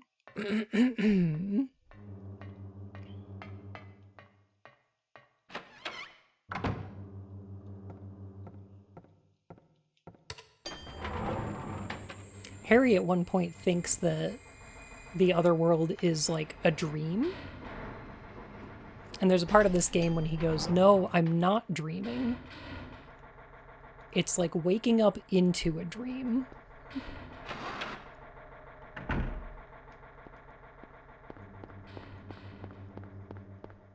It's kind of interesting to see the characters sort of trying to figure out what the mechanics of this universe is, right?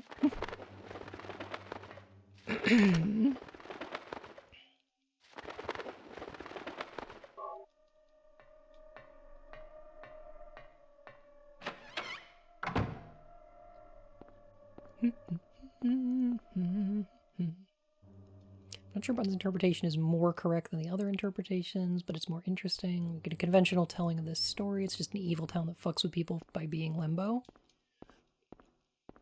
I can accept that.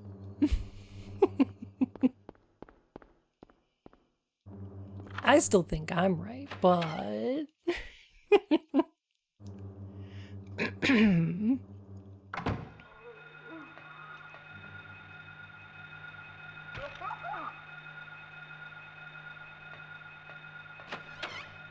These little guys. Oh, I love this one. I feel like this box should be something, but it's not.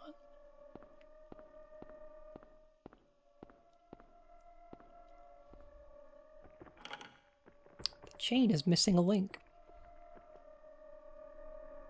There's a dagger of Melchior.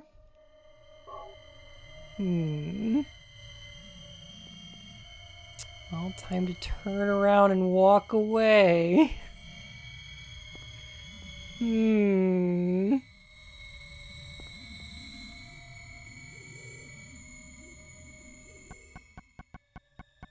Sure, yeah, Harry knows what this thing is. The ancient dagger, named after the Magi. Oh, hell yeah.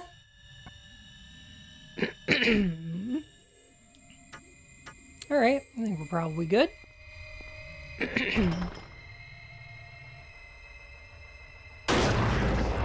Yeah!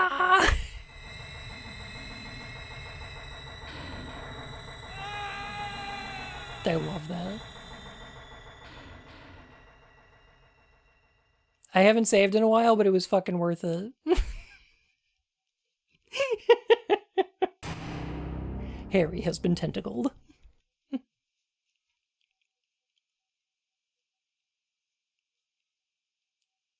Oh, jeez. All right, how far back do we go? Okay, pretty far. Probably shouldn't have done that, actually. That's fine. It's fine. Don't worry about it. Speedrun time.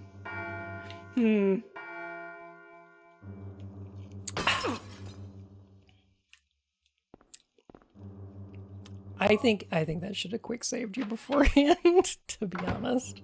That room, they should have put a quick save in there.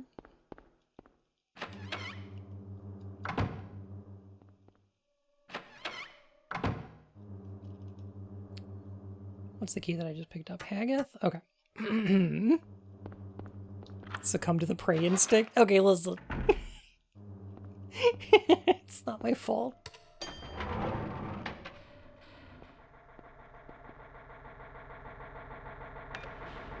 I accept no responsibility. The oldest of the three magi and an astrologer. I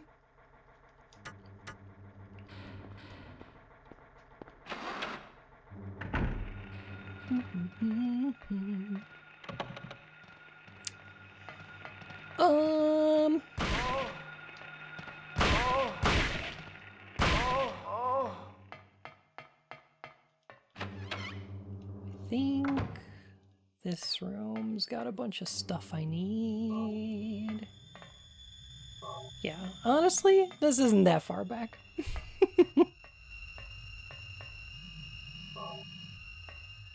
This is now a Vor stream. I want to thank everyone here for consuming my content. Appreciate you. By the way, if you want to talk a little more about critical analysis stuff, I've got a YouTube channel. Where I've got like a 4-hour video essay about Metal Gear Solid 2. If you really want. Go gobble that up. My goal is if we can get like we gotta get 1,000 subs and 5K watch hours. Got a link? Exclamation YouTube in chat. Grab one right there.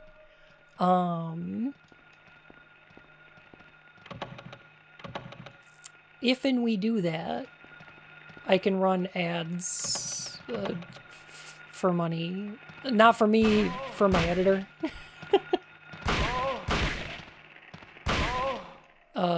Basically, I told Matt, I was like, I can't pay a lot for editing, but if the YouTube channel makes any money, it's yours.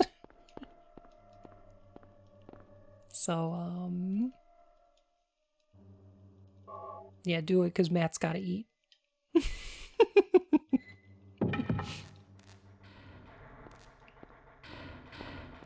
Yeah, Matt's a super good bean.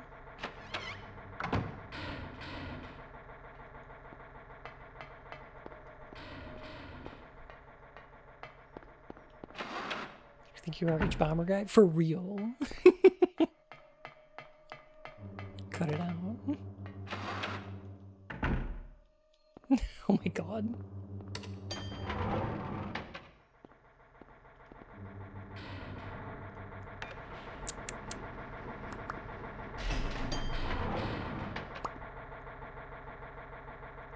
Send Matt to Cool Leg. Only the coolest of legs.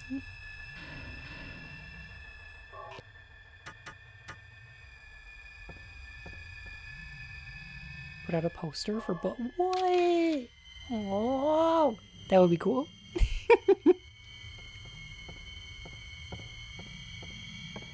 I think my plan is we're gonna do... Did it fall to the floor? No, we're looking for the key. Can't get it until I shut off the generator in the basement. I think the plan... I did this one wrong, didn't I?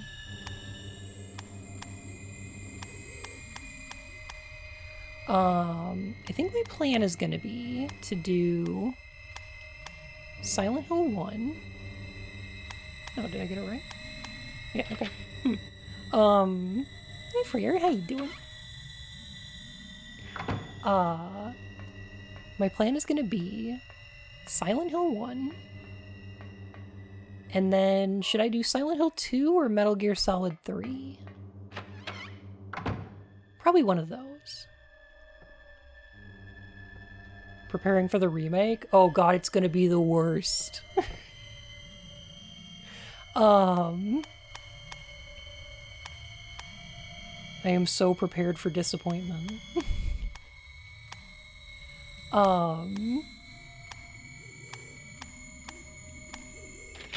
There we go. Look forward to it.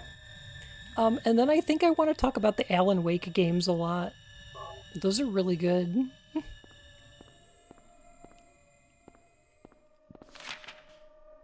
Oh, here we go. White Claudia, perennial herb found near water, reaches height of 10 to 15 inches, oblong leaves, white blossoms. Seeds contain hallucinogen. Ancient records show it was used for religious ceremonies. The hallucinogenic effect was key. Tangent off on Control too. I'm probably going to cover some aspects of Control, but I don't really want to talk about Alan Wake. Those games are wild.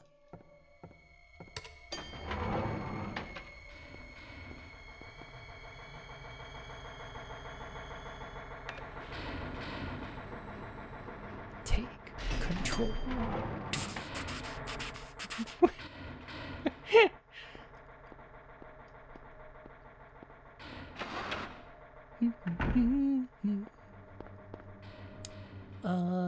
Now we've got the key to this one. Yes. Man, I really want somebody to like machinima up that scene from Silent Hill 2 when it's Maria behind the bars. Except instead of James, I want it to be Shadow the Hedgehog. And he's just like, Maria?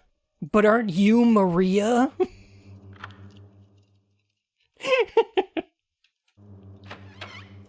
I'm not your Mary either.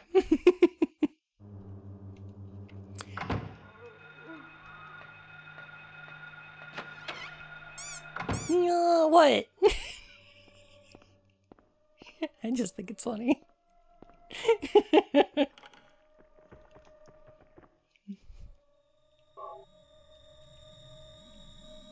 Okay, so this time, in order to not get vored, yeah, we put the ring of contract on here.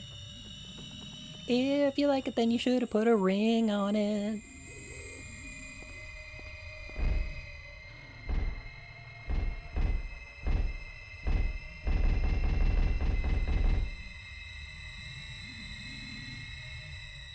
All the hungry monsters, all the hungry monsters.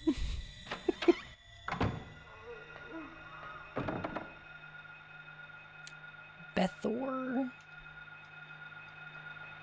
No. Find Control more interesting than Alan Wake, and Alan Wake 2 is better, from my perspective, having the FBC and Ati in it. I agree with that. However, Alan Wake is way more fun to think about to me. Because Control is cool from the perspective of, like, it's got a neat universe and a lot of fun lore in it. But Alan Wake 2, and by extension 1,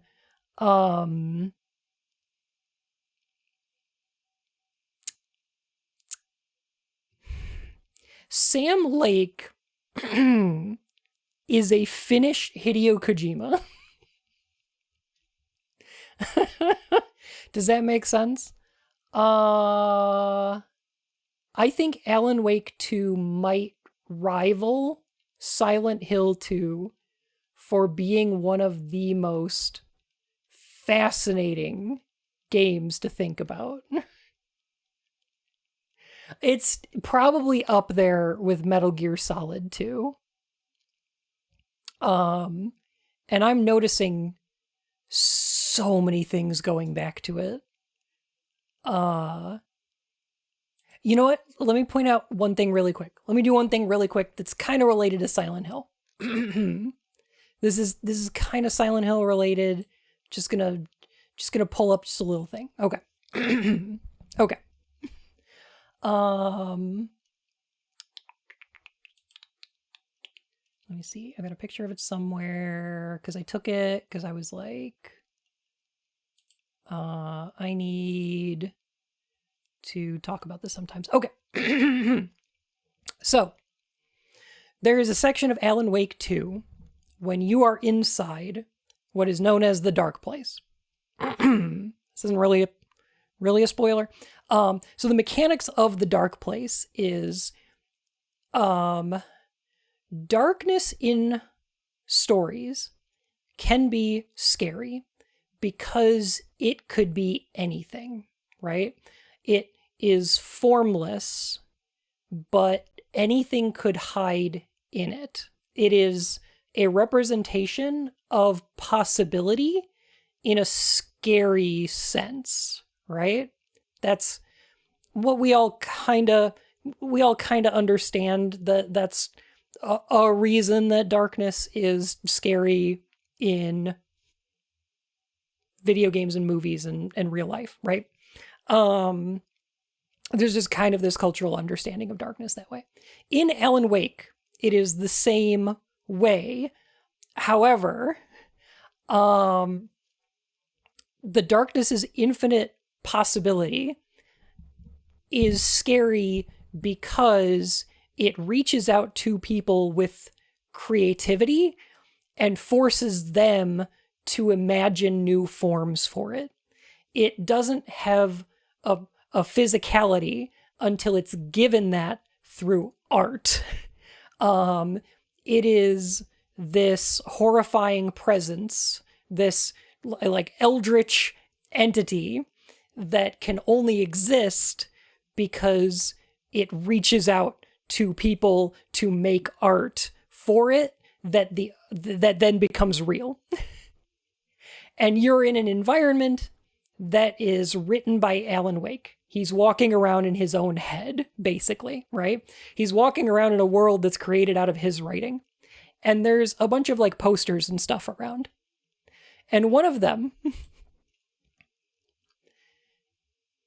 a lot of them are just like actual, like what would just be regular posters.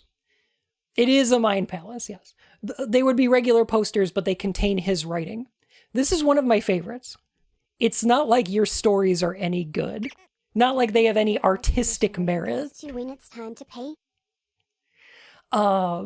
You're a lousy writer. Cheap thrills and pretentious shit. That's all you're good for. Just look at me. Look at your work. This is Alan's own art criticizing its quality.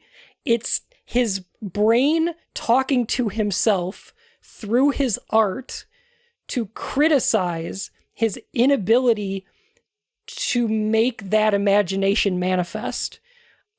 The art is talking about itself when it says, look at me. It's so brilliant.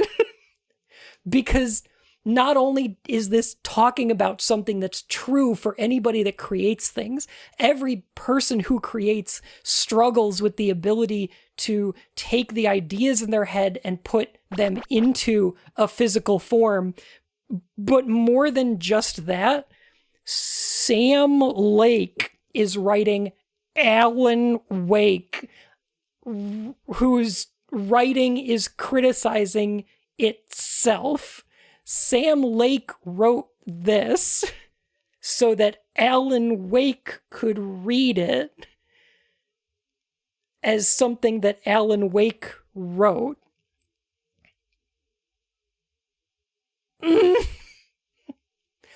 I want to talk about these games. I think I should because there's so much here. Moreover, Alan Wake may not exist because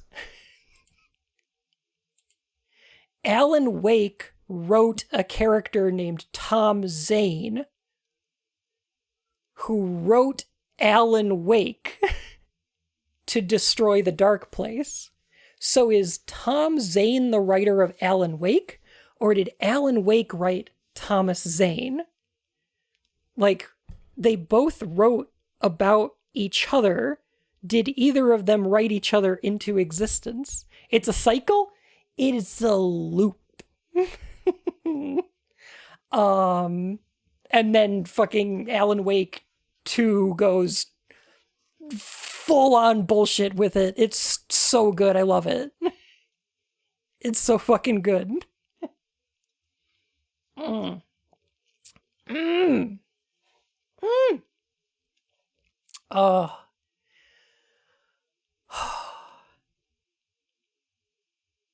Okay.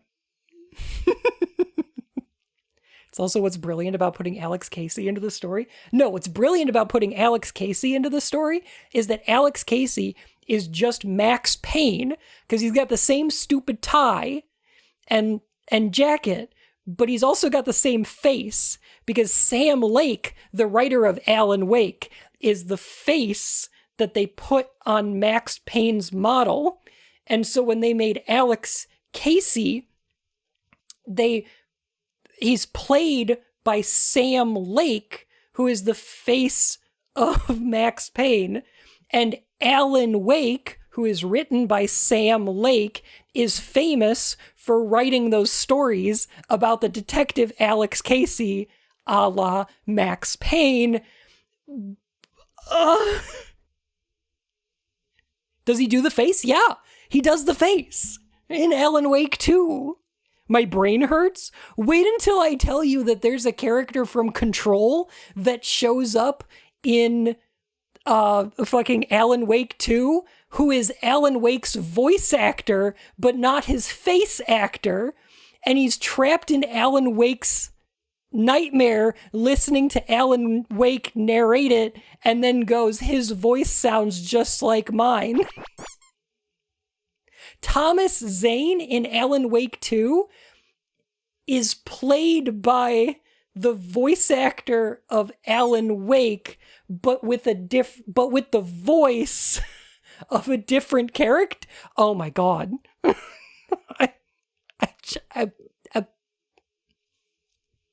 It's good. I fucking love it. What a amazing game. And like Control has that kind of stuff going on too, but like I feel like Alan Wake, especially Alan Wake 2, is more fun to think about that way. Because with Control, what I'm thinking about is, oh, what a cool universe with a bunch of neato objects of power and stuff like that, you know, like altered objects and everything. But like I don't dig into Control the way that I dug into Alan Wake.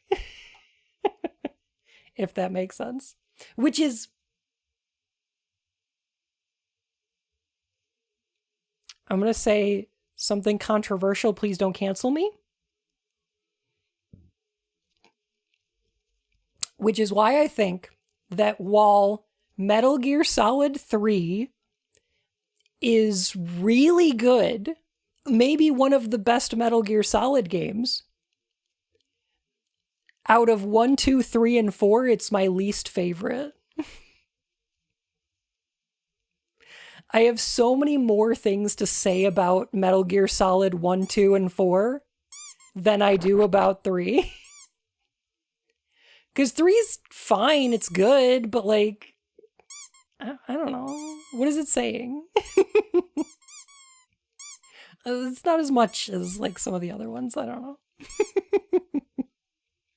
No! You stop it!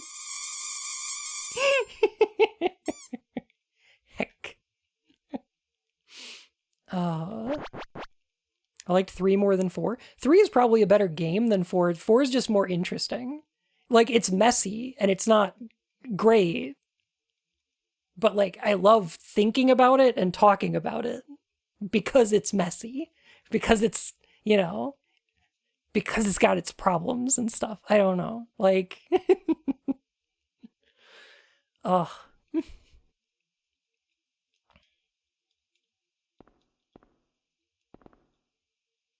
So you should get it out of the way. I mean, I'm going to, yeah.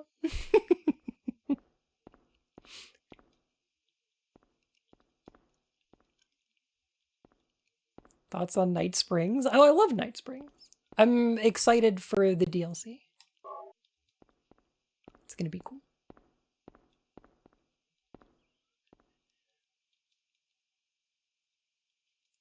Metal Gear Solid 4 is a game that gives you all the answers you could ever ask for, and somehow you end the game with less knowledge than when you started. That is also how Silent Hill 3 works.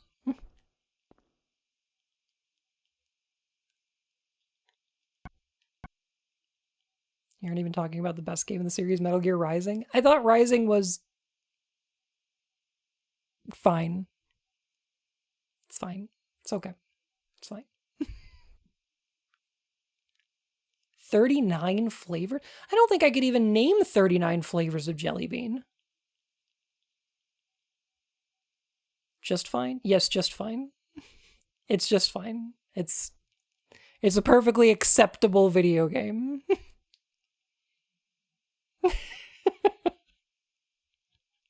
It is a product you can consume with some pretty good music.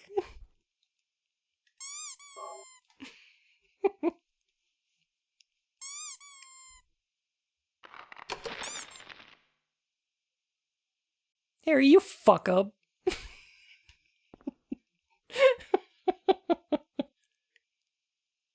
Deus Ex Human Revolution was fine. Yeah, that one's also fine. Yeah.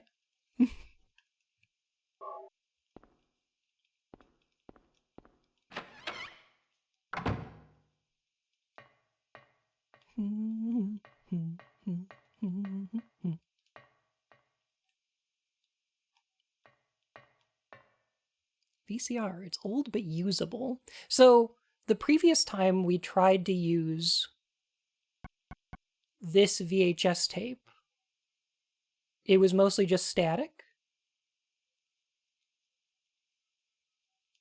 Back in the hospital.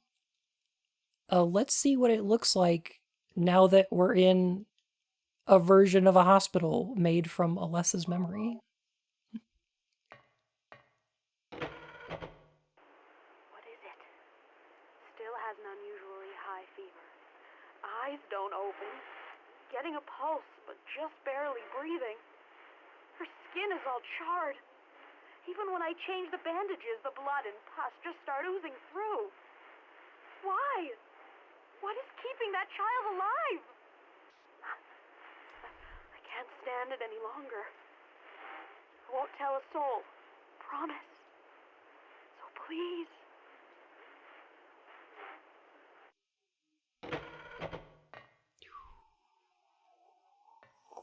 Oh, Lisa. Metal Gear Solid 4 is a game where the main antagonist reveals that he's been tricking the world and thinking he's been possessed by a ghost, giving you a grounded scientific explanation for seemingly supernatural phenomena. No. Not quite.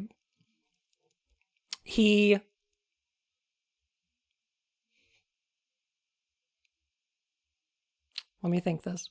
So, in Metal Gear Solid 2, he was being possessed by the arm, at the ghost of the arm. That is 100% true. However, he replaced it with a synthetic arm and then hypnotized himself into believing that it was still possessed so that they could fool the Patriots into thinking that the stuff he was doing was because he was possessed and not because he was actively undermining them. That came later after literally actually being possessed. That part's still true, I think. I'm pretty sure that wasn't a retcon, actually.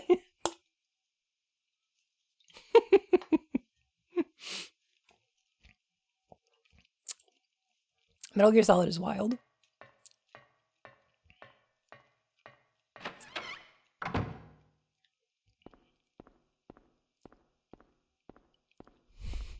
It makes even less sense. Isn't it great? Did you ever play American Nightmare? I didn't, actually. I hear it's like 3 or 4 hours long, though, so I probably could just, like, knock it out in a sitting.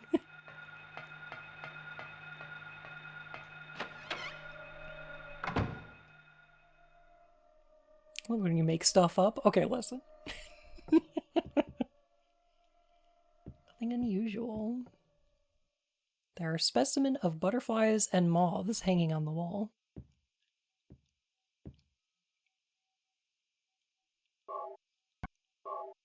American Nightmare does have a story, but it's not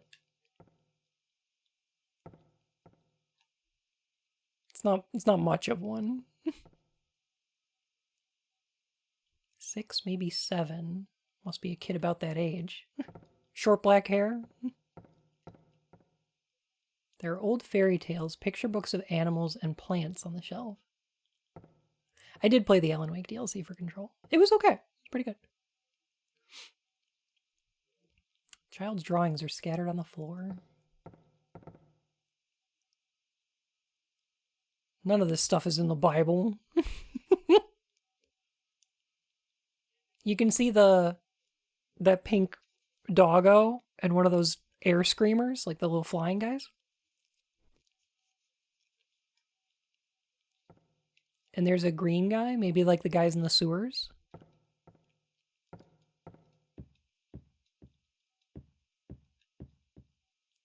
They're all kind of monsters from the game. I just want to look. There they are. Little stuffy aminals. Little stuffy people. There are dolls on the floor.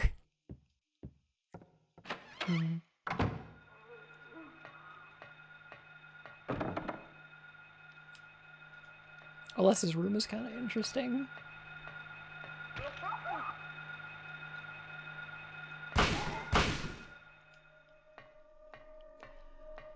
Okay. Into the Belthor door. The Belth door.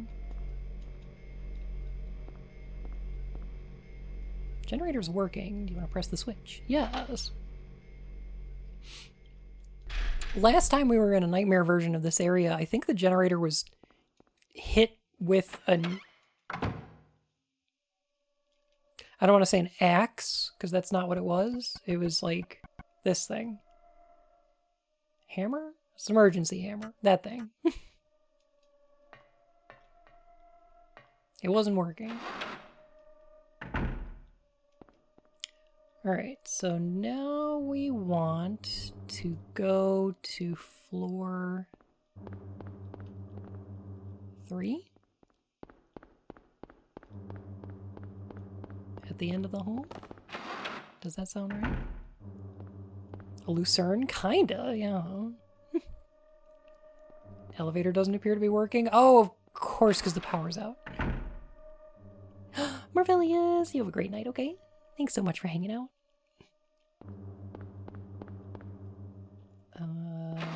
Okay. Good thing I opened this thing earlier.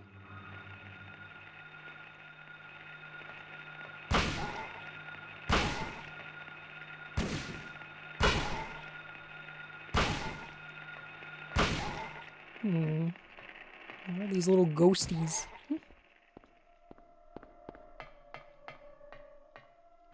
They've replaced the nurses. Now that the power's out, we can grab this.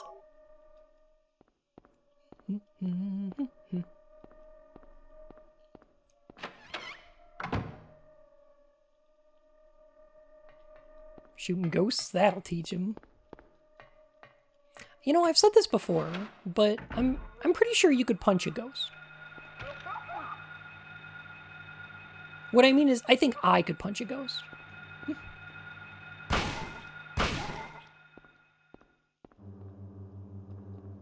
Hey, Poppy, how you doing?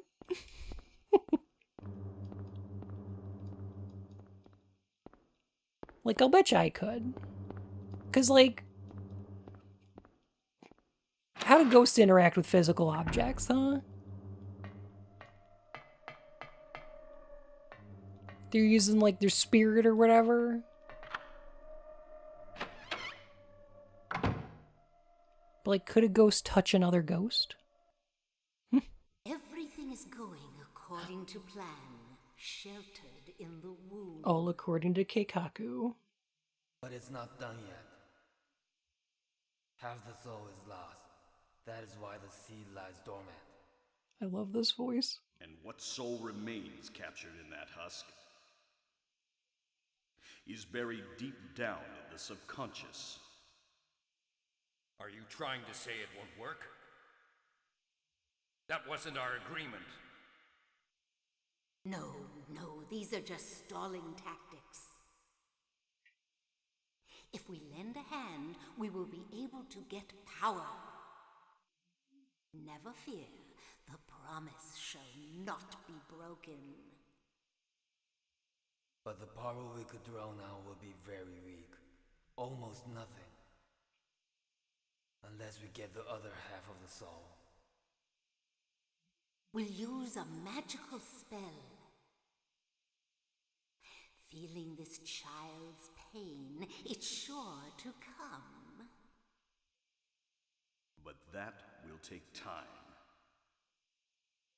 That's Kaufman there.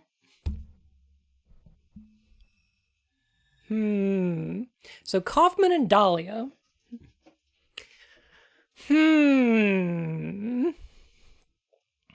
So after the fire, Alessa is hospitalized. Half of her soul is gone. And her power has receded into her subconscious.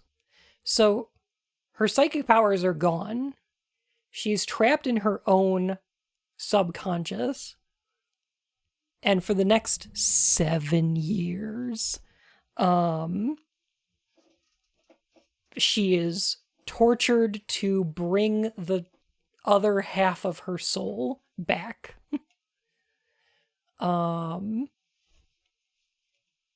That's fucked. It's fucked up.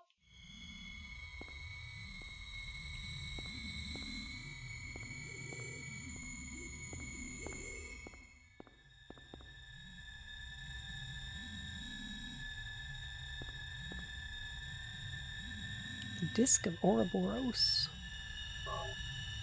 It's another alchemy one. The Hermetic Staff and the Ouroboros are, alchemy guys.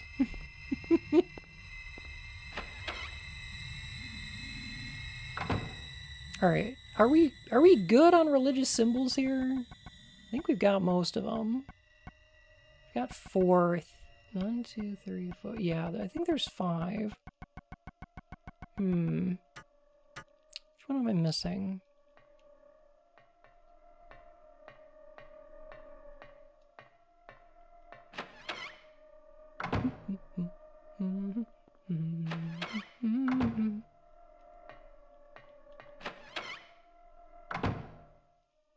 Ah, here we go.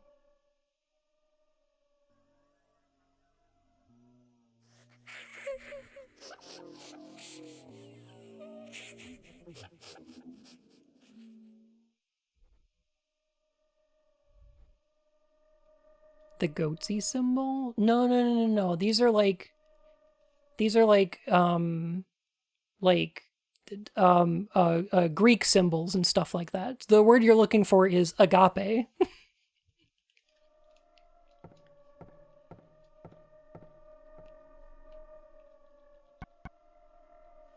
Get it? You got it.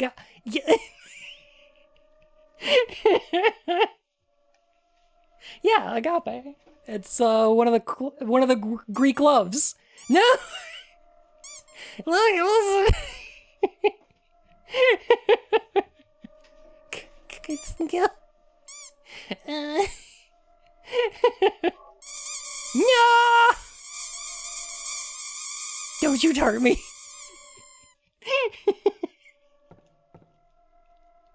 Floors and walls are covered with graffiti.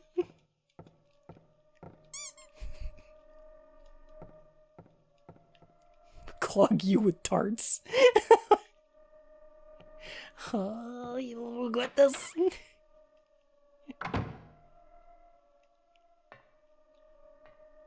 We can go to the City of Gold and go to Duat. Ooh.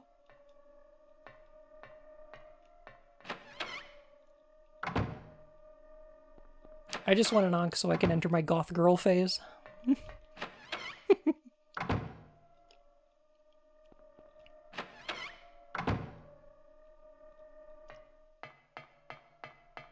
Was it this one over here? I can turn around in this hallway. There it is.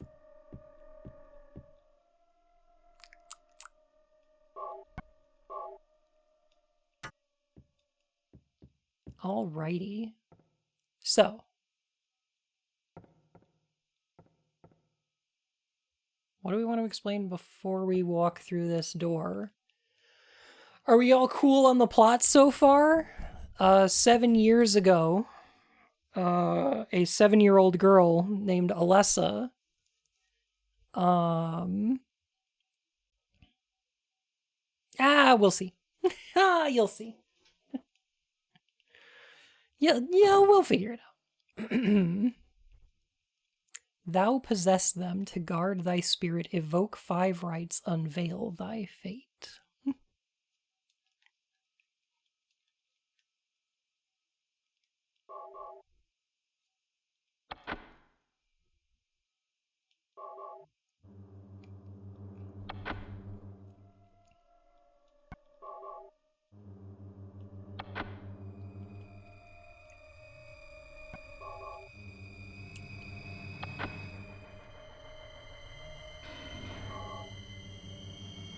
Okay.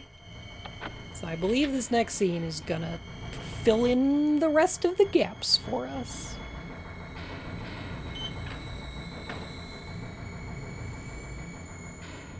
Come along. No. No. I don't want to. Do what Mommy tells you now. I just want you to lend me a teeny bit of your power. That's all. No. I don't want to do it. It will make everyone happy, and it's for your own good, too. Oh, but Mommy, I just want to be with you. Just 2 of us. Please understand. Oh, yes, I see. Maybe Mommy has been wrong. Mommy! Why didn't I see this before? There's no reason to wait. Herein lies the mother's womb, containing the power to create life. I could have done it all myself. Mommy?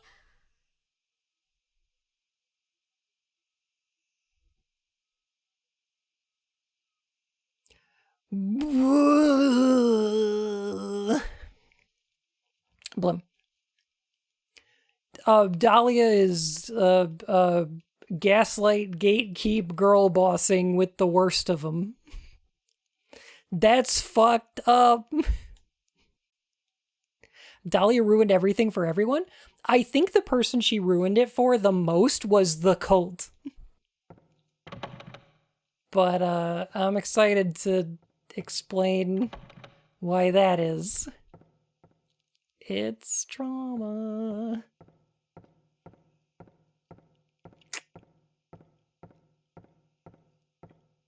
I love how this staircase just keeps going.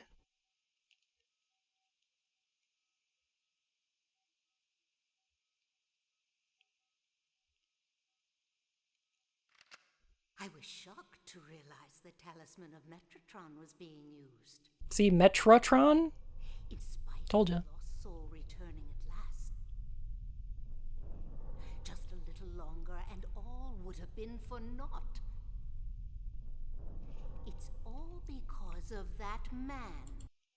So, really quick, want to point something interesting out here? What's going on over with Dahlia over there? So, what we see here is Dahlia, Alessa, and in the wheelchair there is Alessa's body. That's Alessa.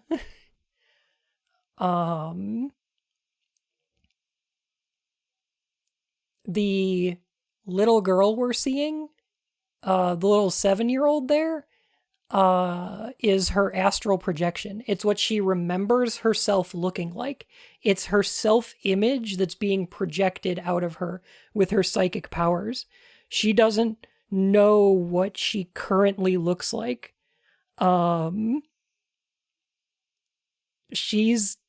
body is the one in the chair right now, so horribly burned and disfigured.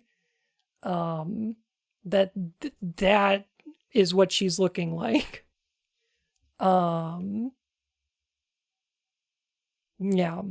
It's Is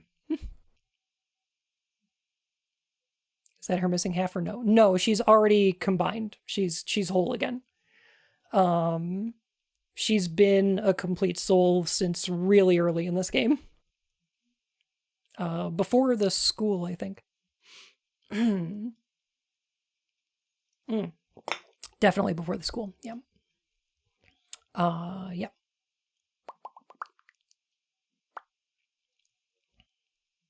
Because the monsters and the nightmare don't exist unless Alessa's got her psychic powers back, right? So she's been tortured for 7 years. When she gets her psychic powers back, when the other half of her soul rejoins her, is when her nightmare starts to escape her own head, which is a problem for Silent Hill Origins, where the nightmare exists. Even though Alessa hasn't been tortured and has already lost her psychic powers, I don't get it, and I don't think they did either. It doesn't make a lot of sense. But Origin sucks, so who knows? Even though Alessa has been stopped, his little girl has to go. What a pity.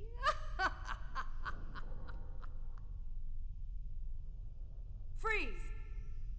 What in the devil's name?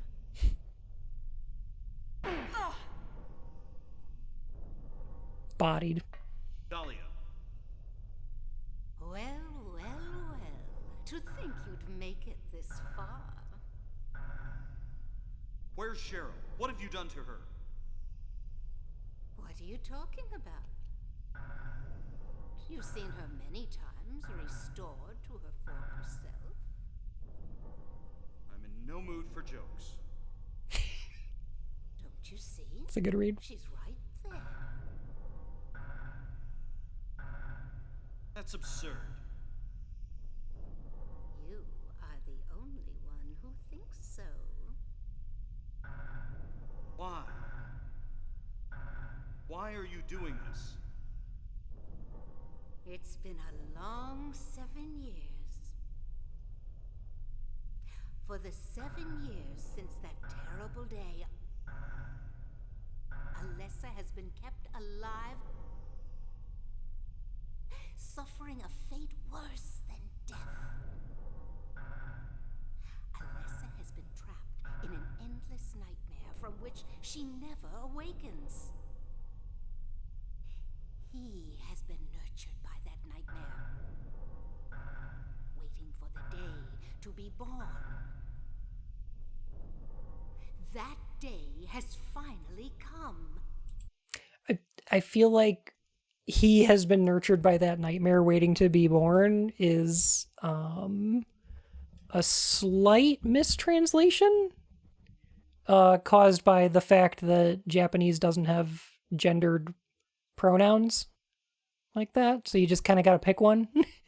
The same thing happens in Metal Gear Solid when they called Dr. Clark he in Metal Gear Solid 1, and then it turns out that that's paramedic. And if you want to just headcanon the paramedic is transmask, then that's cool. You could do that then. But yeah, that's a translation thing. There's a couple of those in video games and a couple of them in Silent Hill. Like, for instance, in Silent Hill 3, there's a magazine that was translated that calls the cult The Order, even though in Japanese they're never given like a title or a name or a proper noun to refer to them. They're just known as, the cult. And it was translated as capital T, capital O, The Order. And then they went with that with all the Western games, and I don't know why.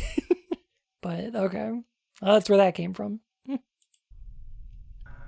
time is nigh. Everyone will be released from pain and suffering. Our salvation is at hand. This is the day of reckoning.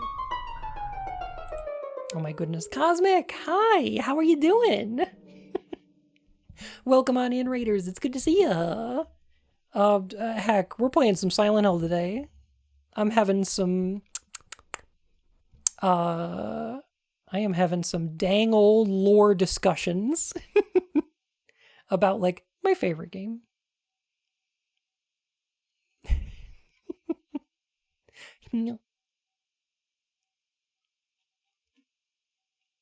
Just finished the stream, trying out the new Ultra Kill layer. Oh, cool. Trying to get affiliate? Good luck. Oh my gosh. That's super exciting. Y'all go check out Cosmic. Oh my goodness. Ultra Kill's a great game. I need average viewers? That's the hardest part, for sure. For real.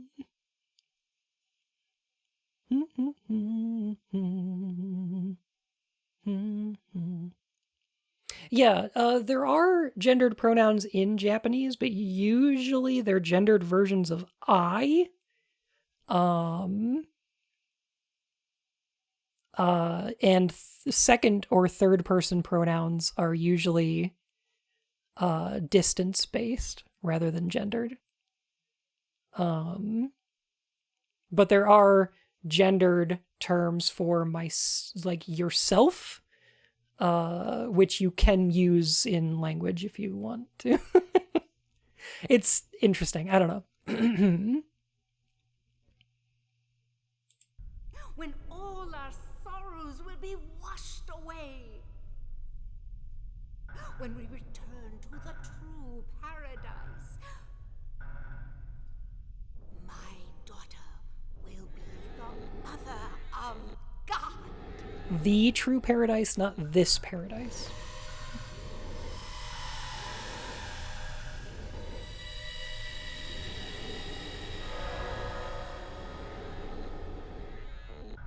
Okay. So I gotta point something out. In Silent Hill 3, we get a description of what God is, right? God herself is always described as like a woman in red or whatever. This right here is the boss of the bad ending, and it is called Incubator. There are two different bosses you can fight in this game, Incubator and Incubus. I don't know if I need to go over why those names are important. They are related to pregnancy. So, Incubator here is the closest thing we ever see in the Silent Hill series to what the cult's god actually looks like. This is pretty darn close to what the cult thinks God is. And it's probably because when they're gathered over Alessa, they're talking about being able to use her power and that only a fraction of it would exist with her soul split, right? What Dahlia has done is use Alessa's power, which is later referred to as the power of God, also known as psychic powers, in order to turn her into what her idea of the cult's god is. And pretty soon, in just a minute here, we're going to see Alessa create what her vision of God is. Like, the God that we see in Silent Hill, in any of these games, is not necessarily a deity. It is a version. It is people's conception of what that deity is.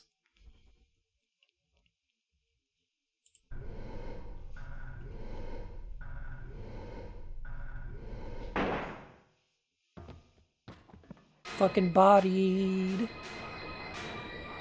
Rest in piss, Dahlia. Quit screwing around. Return things to how they were before. Kaufman! Did I ask for this? Nobody uses me. You won't get away with this. If the nightmare was paradise, why would Kaufman want things to return to the way they were before? Kaufman didn't ask for this. He's a member of the cult. And a pretty high up one, too.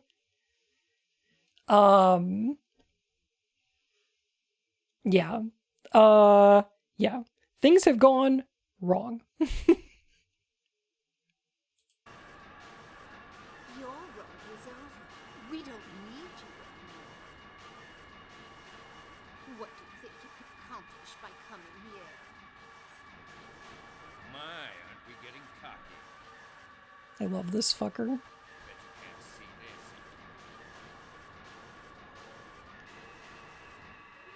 A glove it is! I thought I got rid of that! All I had to do was plant it somewhere for you to find. You all, well, it kept you busy. Ha! You're easy. And there's more where this came from. Stop it!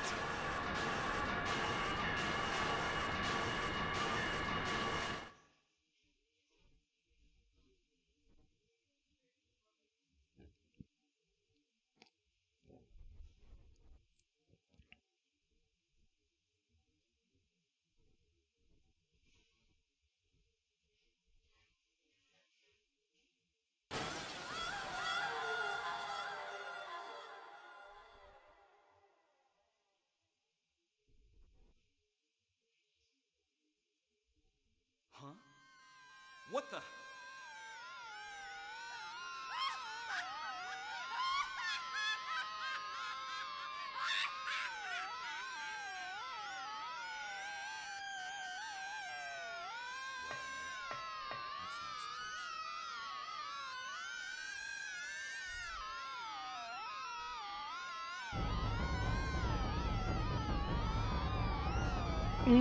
We see, like with the nurses and with Sybil, she's also got something growing out of her back.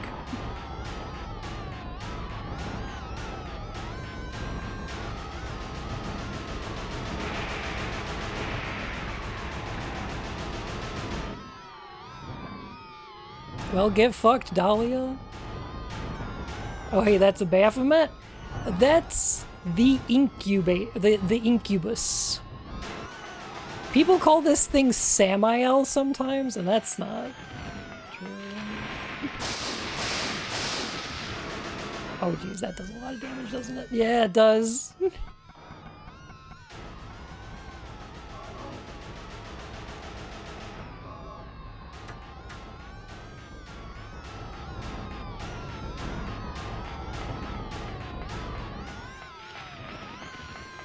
Did you bad end? So, what was supposed to happen? Okay, so in good minus or good plus, Kaufman shows up, throws the Aglophidus, casts the demon out of Alessa, right? The incubus escapes the incubator. That is where the player... Hi. Keep talking, please. Oh, okay. I'm just listening. That's... No, I'm sorry. I love you. I love. Sorry. The only thing I wanted to come in here is when you have a second, if you can take a break in the immediate future. Not right now. You don't have to do it right now. I want to show you a thing. Okay. There's no time constraints whenever you need to like pee. Okay. I love you. Love you too. And it's a good thing.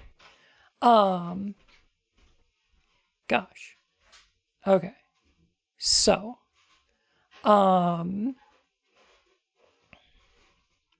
yeah, Baphomet was clearly an inspiration for this character.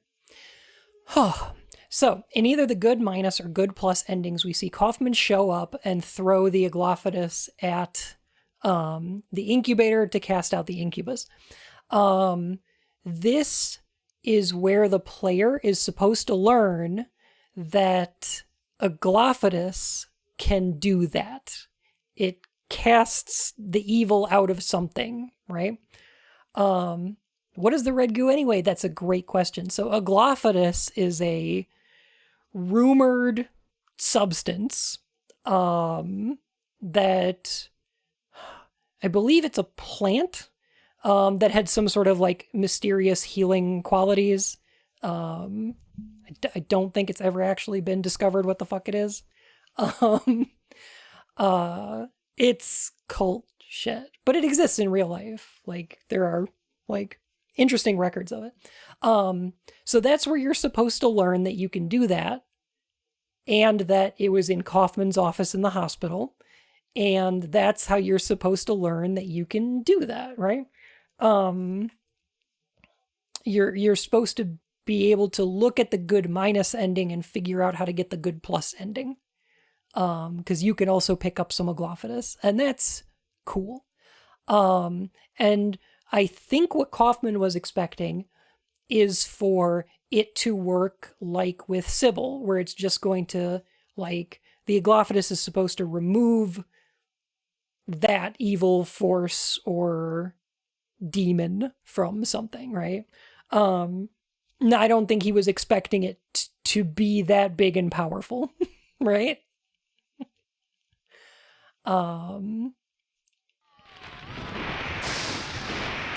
Okay.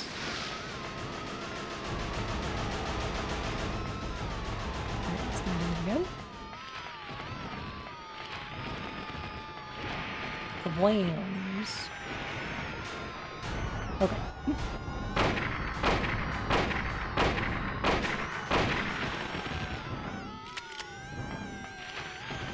And then you run away from these.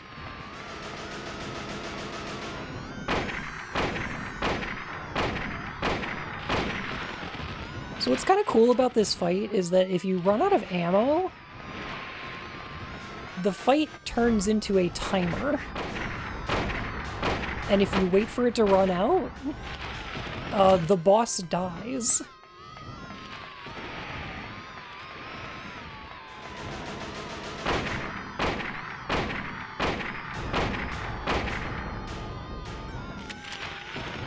Yeah, it's a really interesting failsafe. It just takes a long time.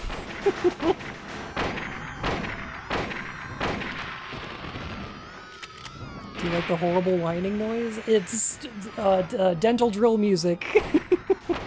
I love to see it.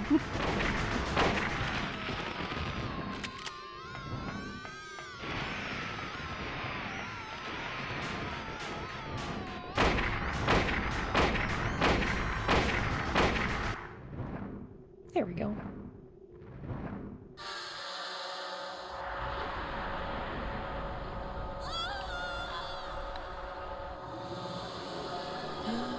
Way to go, Cosmic.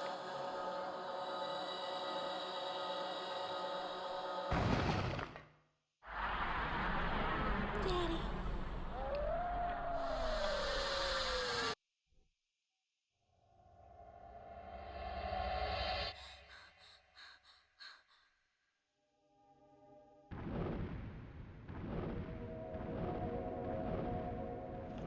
So if this god can be influenced by people, did Harry have a small part in its creation? And maybe that's why it's killable? No, it's because Dahlia's wrong. Dahlia thinks that what can be born from Alessa is God. She thinks that if Alessa uses her powers to bring God into the world, that it will be God. But what it actually is Lisa. Lisa is a creation of Alessa's mind based on her memories and thoughts, right? Her opinion of a person manifests as a human being. This boss is not the cult's god. It's Alessa's idea of what the cult's god is. That's why it appears fucking evil and looking like Baphomet, is because she does not have a very high opinion of the cult's god. It is a monster to Alessa. Alessa views the cult's god as evil, and that's why when it emerges from her, it's evil. It's fueled by her pain and her nightmares. Because Dahlia is wrong. She's fucked up. She is incorrect. The god that we fight here is no different from any other monster in this entire game because the cult's god doesn't exist. It's not real.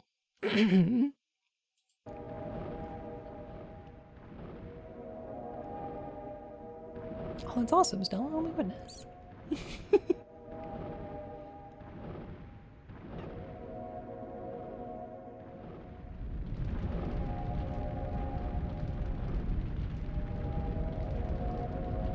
So no paradise? No, no paradise, sadly.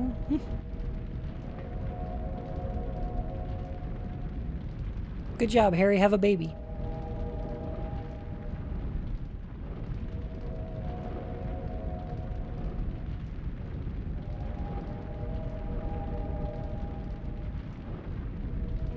So that's Cheryl.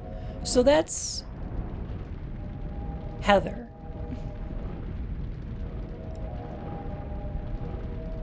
Alessa, once again, puts her soul into a new form.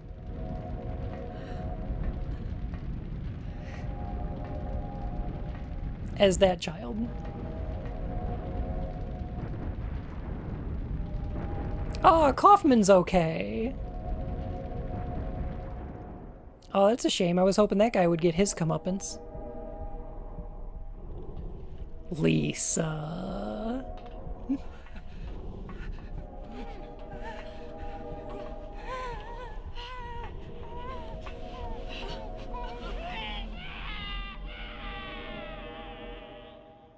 Get fucked, Kaufman.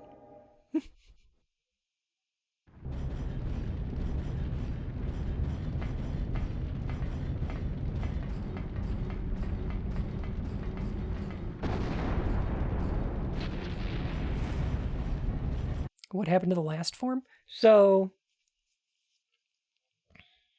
Alessa has existed as Alessa and as Cheryl. And when Cheryl got back to the town of Silent Hill, she recombined with Alessa, and was trapped inside her burned body from 14 years ago. So that was her old form. She took her soul out of that and put it in the baby.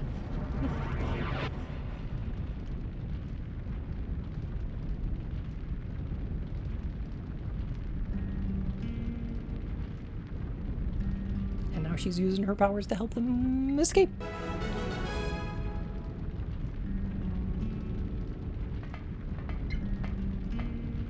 See here, thank you so much for 22 months. Welcome back to the Court of Hearts, Your Majesty.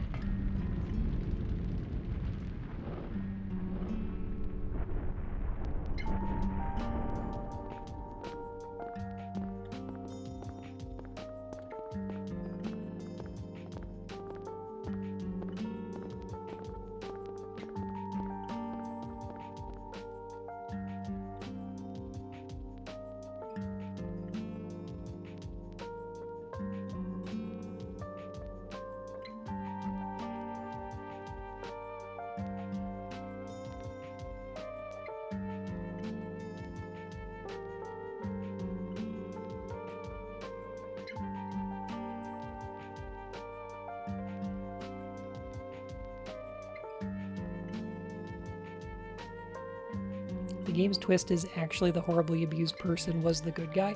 The person with the trauma was the hero of this whole story. Did Silent Hill's economy survive this? Oh god, no. The town was abandoned after this. Yeah, after this happened, the nobody lived there ever again. Some of the cult hung around a little bit, but like, nobody lives in Silent Hill anymore.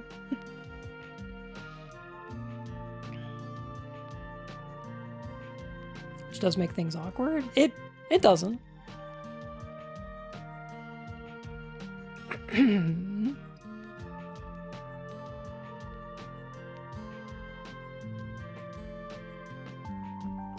could still order a pizza there in 2? No. Because the pizza is also Lisa. Stay tuned for when I talk about Silent Hill 2, and I will make that make sense. The pizza is Eddie's Maria. I mean it.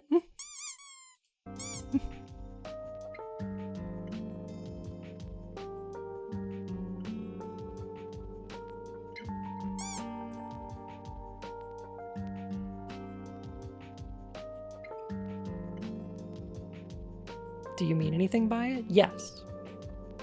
Just like Maria, the pizza has pineapple on it.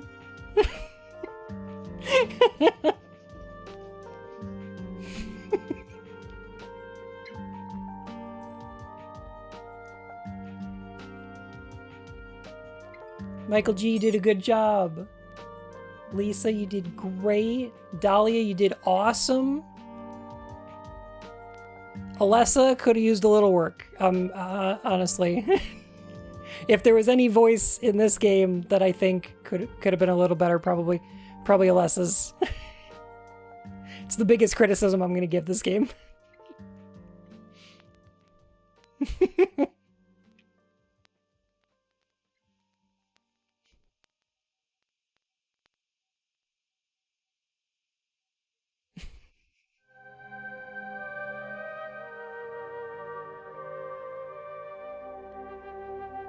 The baby.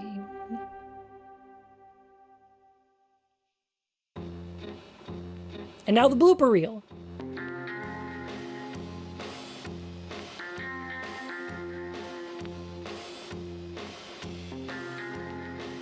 Starring Lisa Garland. Michael Kaufman.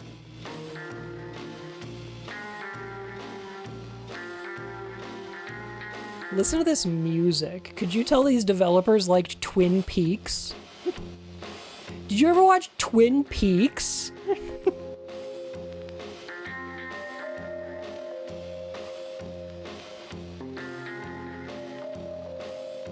A version of Alessa we never get to see in the game.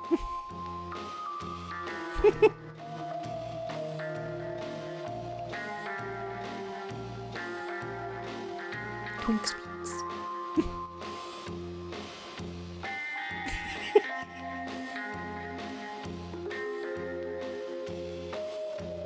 Can you tell Takayoshi Sato just like having a lot of fun with the CG in this game?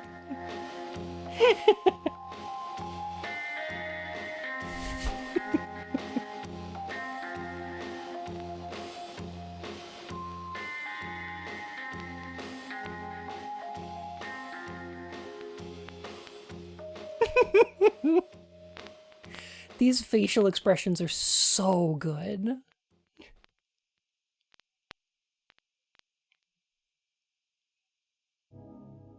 What a goof. All right. So, I got a question for y'all. Do you feel like you understand Silent Hill any better? Have I done an okay job kind of detailing the way that I conceived the story? Because, like, there are bits of interpretation to bring to this game, but as a narrative, there's a story here that makes sense, right? There was a little girl born with psychic powers. Her horrible mother indoctrinated her into a terrible cult. Did a ritual to try and impregnate her with their god in order to bring about its rebirth. She split her soul into two when her psychic powers caused a boiler to explode and their house to start on fire.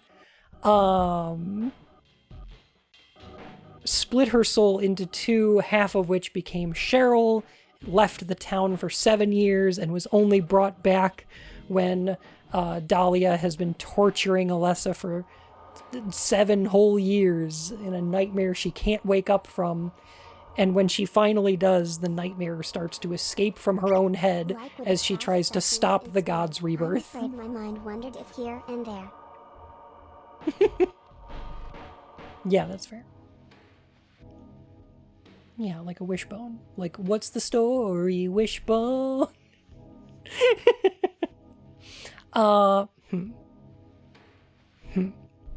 So, let's talk about something else real quick.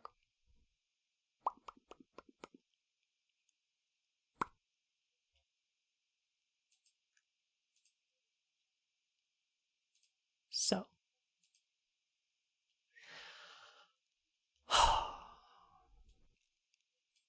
why do people think that Silent Hill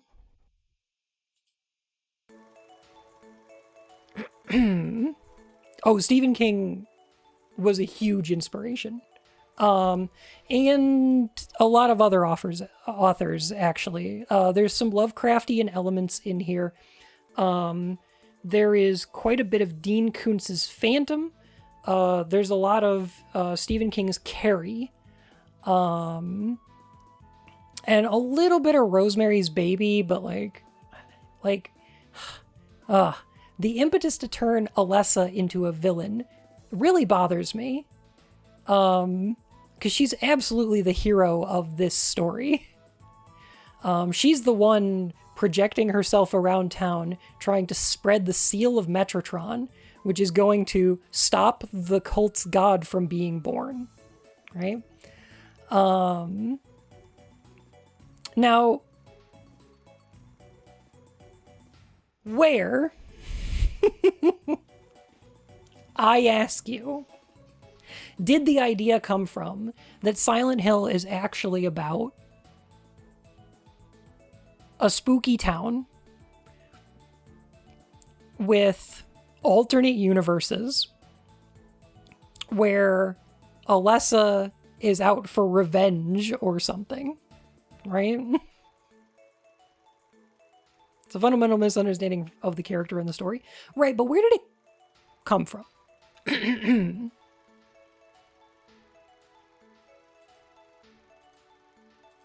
me get some music in here real quick. Let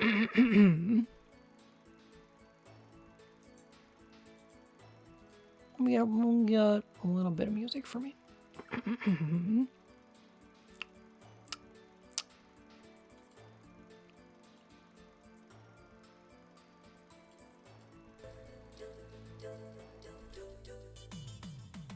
There we go. That's my favorite. Is the answer Silent Hill 2? The answer is way weirder.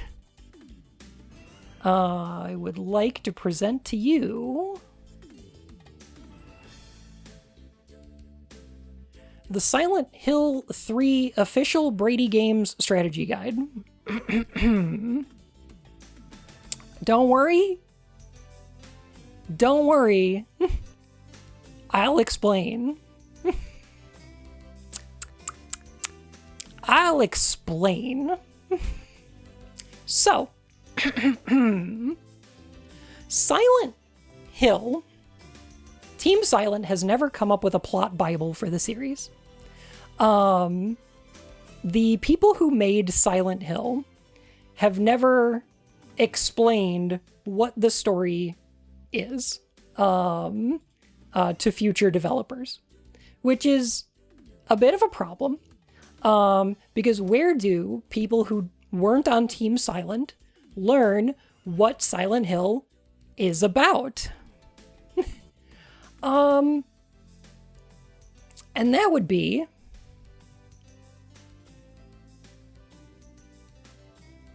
wait for it.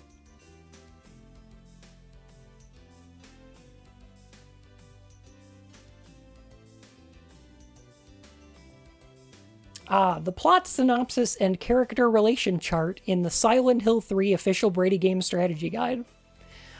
And I can prove it.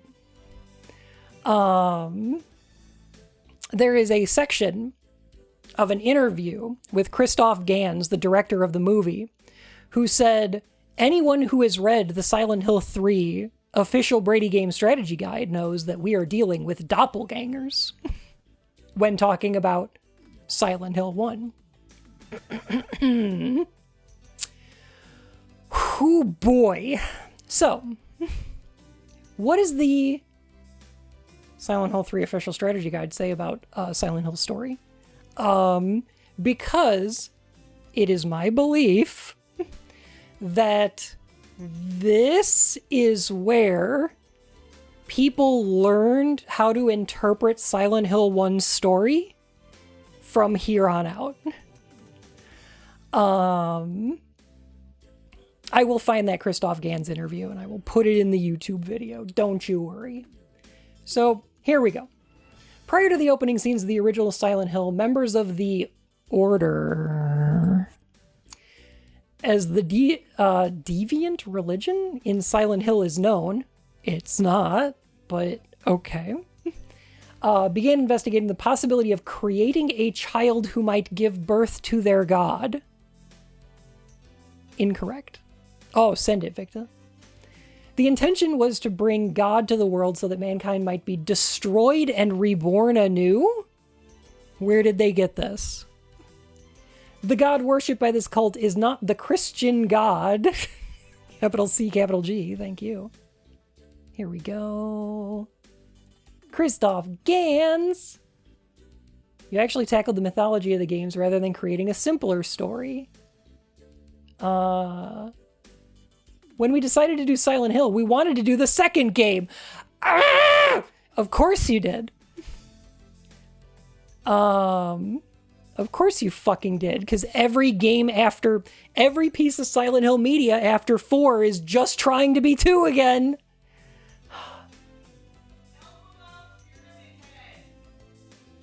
I already did. Oh my god. Every gamer who has finished the game knows what I'm talking about. It's a tragic and romantic game. It's a beautiful adaptation of the myth of Orpheus going to hell to bring back your Eurydice? Is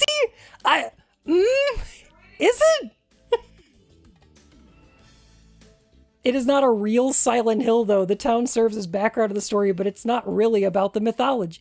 What are you talking about?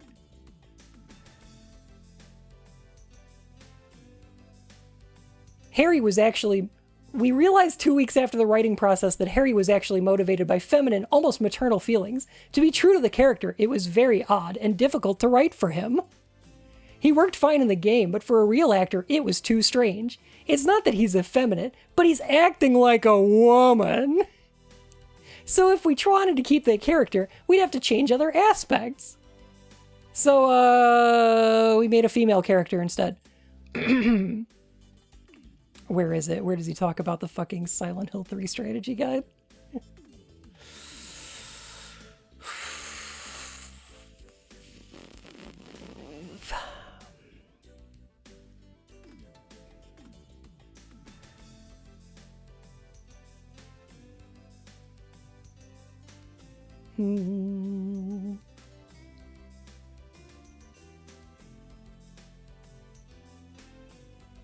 Oh, is this the part?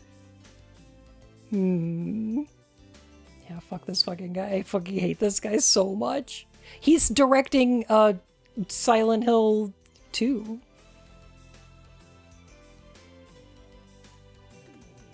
Control F. I might as well.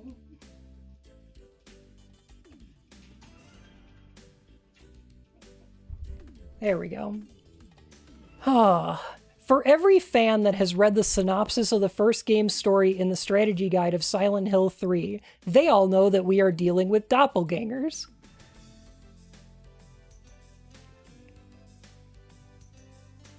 Which we're not.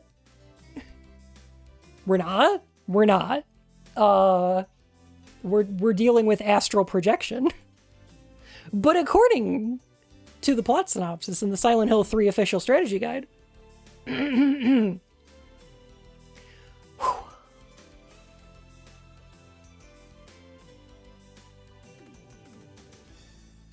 magical conjuration, a fanatical sect within the order led by Dahlia Gillespie. Was it? Dahlia in Silent Hill 1 says, I could have done it myself. Like, Dahlia comes up with this plan alone. Like, that's the cutscene we watched. It was a sect of one person. Created a child named Alessa. Exqueeze. Where did this come from? I mean, yeah, technically she created a child named Alessa. Sure. Within this child was their god in an embryonic form, waiting for the right time and the proper age of the child so that it might be conceived. So they're saying that Alessa was born with the god already in her? I don't get that, and I don't know where that's from. Alessa had powers of her own. She could kill with a word, transform day into night, and drive people insane with a thought. When the fuck does any of that happen? When does that happen? She doesn't do any of that. She knocks Harry down. She's like Chaos in Final Fantasy. She's like, I'm gonna knock you all down. What the fuck? She resented the other children who called her a witch. Okay, resented is a bit strong, but she was bullied. Yeah, for sure. She was called a thief and a witch on her school desk. Sure. She feared the intentions of the Order, including her mother. Dolly, why is mother in quotes? That's her mom. I don't know why this is quoted. As Alessa grew to the age of 7, she began refusing to use her powers for the benefit of the Order. That's probably true. I don't know if began refusing, because I don't know if she had been asked to do that before. It's not really gone into if Alessa had been using her powers for the cult or not. I don't think so, but I guess she could. Started seeking ways to escape Dahlia, the woman who created and raised her had begun to abuse her. In her cruel mind, Dahlia realized she did not need the child, only the power within the girl. She locked Alessa in her room and set the house on fire? But the document in Silent Hill said... But the newspaper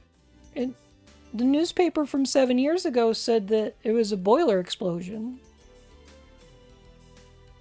which was probably caused by her psychic powers. Silent Hill 3 Book of Memories says that a ritual that involved fire caused her great distress and caused her psychic powers to go out of control. So I don't know where this comes from. But okay.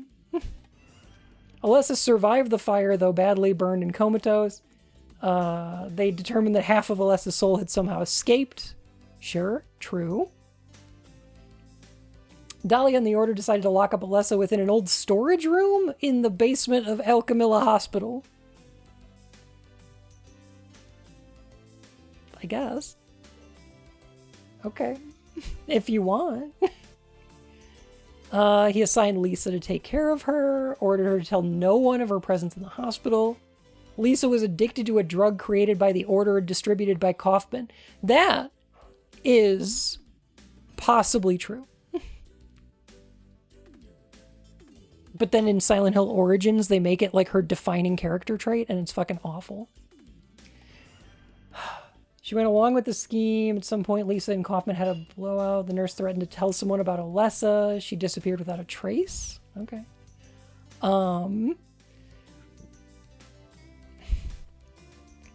The dark power dwelt inside Alessa and tortured her mind with visions of cruelty and evil. Alessa's fear and hatred nurtured the god within, and its power grew. That's Dahlia's interpretation. Alessa spent her worst days in the hospital. The transformation makes it easy to understand why some of the darkest and most evil places in the game are filled with hospital equipment. Yes.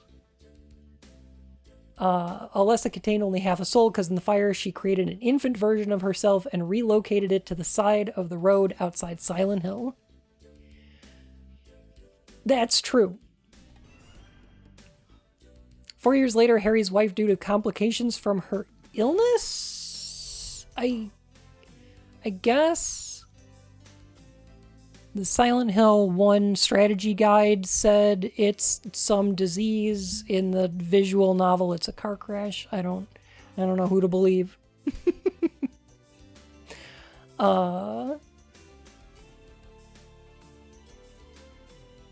Her mind called out telepathically to her sibling and begged her to return to Silent Hill. That's true, but also not within her control. That was the ritual that Dahlia was doing. Oh yeah, that illness, car crash. They say anything about how she dies in the game? No, nothing in the game about it. No. Seems to be written by someone who played the game while half awake and also didn't interrogate whether or not everything that literally every character says might be 100% true. Funny you should say that.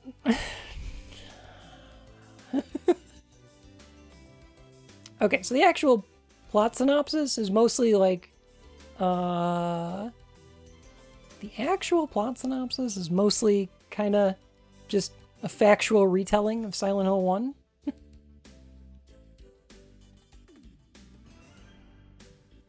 Casting a spell, Dahlia reunited the two Alessas into one being, the Mother of God. I guess? I mean, not really. There's not two Alessas. There's Alessa and then there's her astral projection.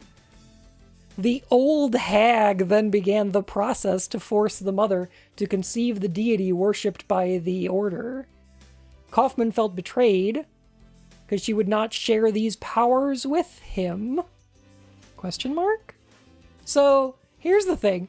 What does this person think that Kaufman was doing with the Aglaophatus. He struck the Mother of God with a ceremonial substance named Aglaophatus. This mixture caused Alessa to eject the god prematurely. No, I don't know about that. No, I don't know about that.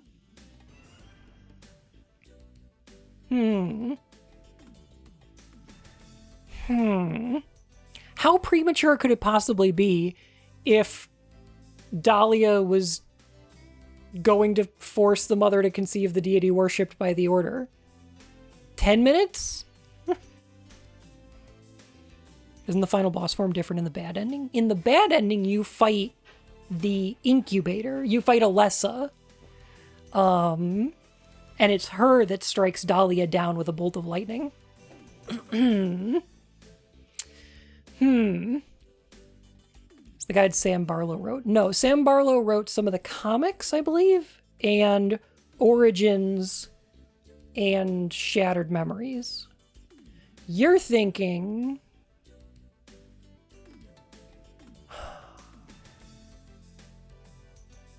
of Dan Burlew. Sam Lake wrote Alan Wake.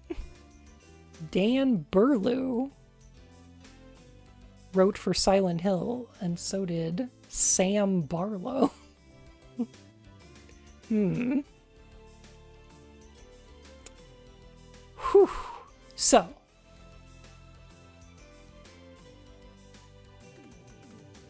Scott. Oh, okay, yeah, that makes sense. So, let me say something real quick. I think that Dan Burlew is a little bit wrong about Silent Hill, and was wrong about Silent Hill like 20 years ago or something like that. That ain't a fucking crime. Leave the guy alone. He seems like a perfectly nice person on Twitter. Just fucking... he seems like a perfectly fine person. I don't have anything against this guy. I just think that he was wrong about Silent Hill 20 fucking years ago. Don't any of you fucking dare to contact this person. So, here's the reason I say that. Is because not only did Dan Burlew write the Silent Hill 3 official strategy guide, but he also wrote on GameFAQs under the name President Evil. So this was posted when Silent Hill came out. Like, basically the year of. Right? So I expected to be a little bit wrong. That's fine. Good username, though. Good username. I like it. It's fine. Based, actually? No, that's a good move. Like, went from writing GameFAQs to writing official strategy guides. Unfortunately, he was also, I'm going to say responsible for, but it's not true. He also wrote the Final Fantasy IX strategy guide, which is famously awful. And if you want to find out why, go check playonline.com for details. Which is not his fault. It was the fault of Square Enix, who forced them to do that. Fucking Squaresoft. Just like, I don't blame Dan Burlew if people think that Silent Hill is alternate universes. I blame Konami for not having Team Silent write a plot synopsis. For them just being like, yeah, I don't know, check the strategy guide, I guess. Apparently someone at Konami signed off on all of the information that's in the Brady Games guide. Dan Burlew has said that he was in contact with them and they gave him notes on what to include and what not to. But no information about who that was. Was it a person on Team Silent? Was it some lawyer? Was it just a guy? We don't know. Dan Burlew doesn't know, and neither do you.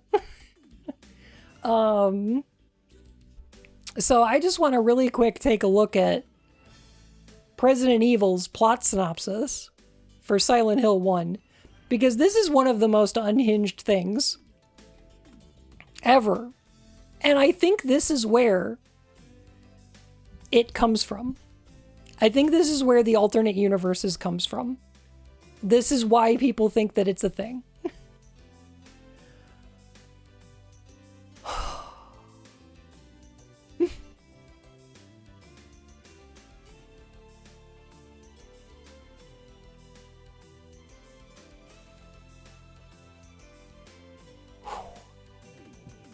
So,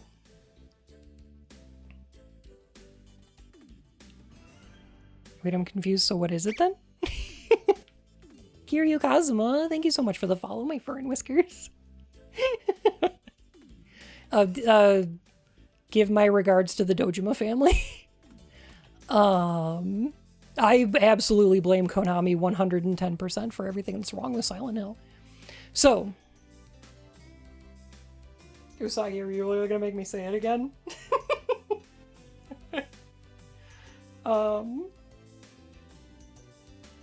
Silent Hill is a game about reality being invaded by nightmares. Nightmares become real and reshape the world to a nightmarish version of themselves. I did just get here, no problem. It's okay. Okay. So, what is this 23-year-old plot synopsis think is going on in Silent Hill? Where is Cheryl and who is Alessa? The answer for all its complexities is that Alessa is Cheryl!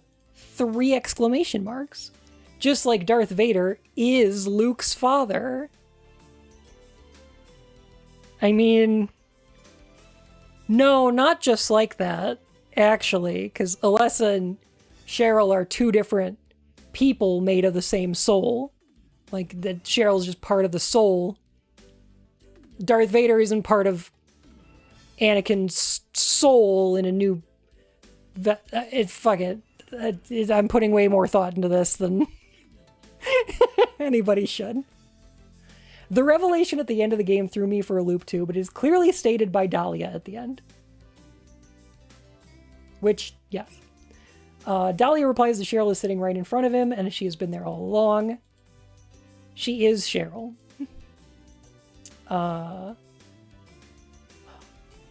So why didn't she ever talk to him or let him know who she really was? Because Cheryl never really existed. In fact, neither did Alessa. Both of the girls are only conjurations of Dahlia's cult? I'm sorry, what? The cult wanted to bring their Lord Samael to the... I'm begging you. Please, I'm begging you. The cult's god is only ever referred to as God. So that he could take control of the universe, obviously. But for the cult to benefit, they'd have to be able to control Samael. The only way to do this was to summon Samael into an unborn fetus. A child that the cult could raise and teach to control its powers. Dahlia conceived the child. Somehow. Just like Emperor Palpatine returned somehow. It's just like Star Wars. It's basically Star Wars. I just.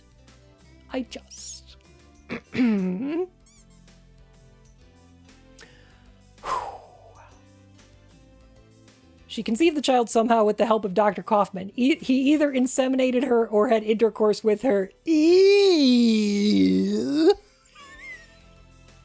Parenthetically. Cool. I mean, cut Dahlia some slack. This was like, what, 7 years ago? 14 years ago. Sure, she lived. We all did. We've all had rich lives. Maybe she was a freak when she was younger. We don't know. Oh my god. When the child was born, only half of Samael's dark soul, capital D, capital S, had been summoned into the child. I love that game. Oh, I love Dark Souls. To prove this, I'll refer... blah, blah, blah, blah.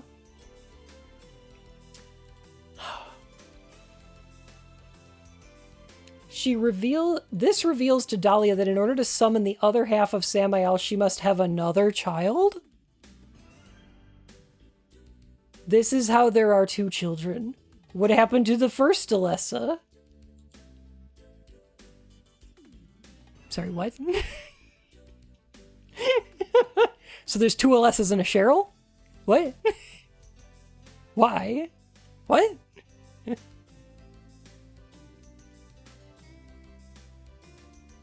One of the members has some kind of perception that tells him that only half of the dark soul is contained in the child.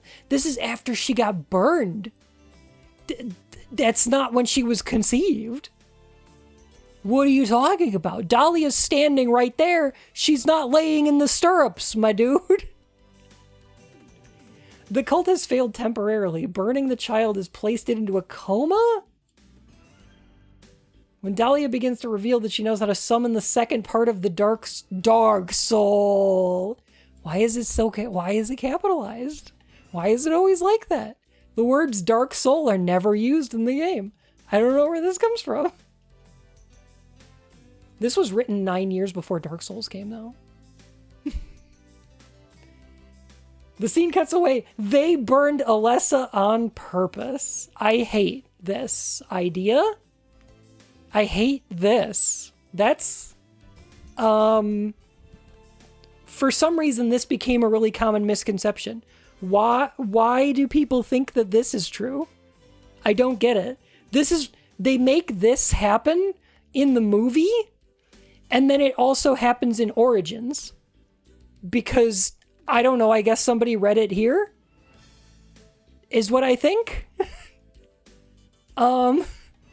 Dude was probably like 16 when he wrote this? Yes, which is why we need to cut him slack, okay? This is not... I don't mind that this person is wrong about Silent Hill. I just need to freak out about it. Okay? They retconned from Origins because they saw this synopsis? I think so. I can't necessarily prove that, but I do know that they read the plot synopsis in the Silent Hill 3 strategy guide. It is only one step to go, hey, maybe we should look at the other plot synopsis this guy made. Right? He changed the canon without even trying? Exactly? And that's, like, I hate that. It wasn't his fault. He changed the whole plot line on accident with his fucking MatPat theories. It's like if Toby Fox if Toby Fox had nothing to do with Undertale 2, but the creators of Undertale 2, instead of playing the first game, watched a bunch of MatPat videos about Undertale, and they made that canon. It's like...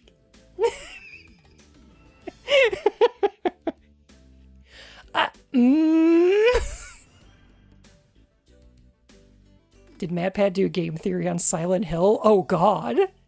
I hope not. Sans will be Ness. Exactly. Oh, Gaster's the key to all this. Gaster's a funnier character than we've ever had, but if we can get him to work, it's going to tie this whole thing together.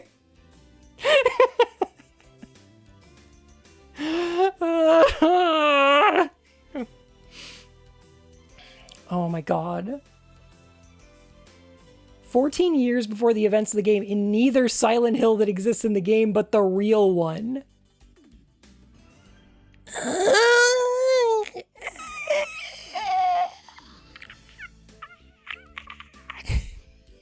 I'm die. You doing good? No. This kills the button. I got a question. If we don't see the real Silent Hill in the video game, if Silent Hill, the real one, doesn't exist in the video game, what does Harry mean when he says it's being taken over by the other world? What is it? What does it mean in this context? Does he mean that the foggy dimension is being invaded by the other world? In which case, what? Why? What?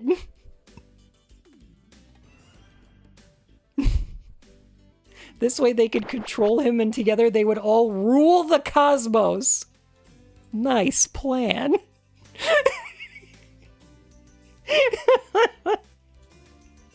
Honestly, this is really confusing. I feel like the game is simpler than this. I feel like this is way more complicated than the game is. Not in a good way. Oh, God.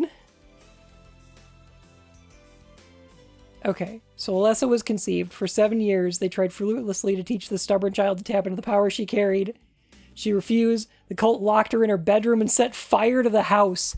I don't know where they're getting this. This is the fire that spread and nearly burned up half the town.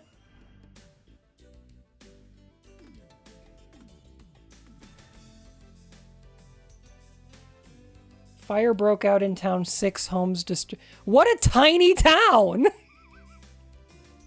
It's only 12 houses in town.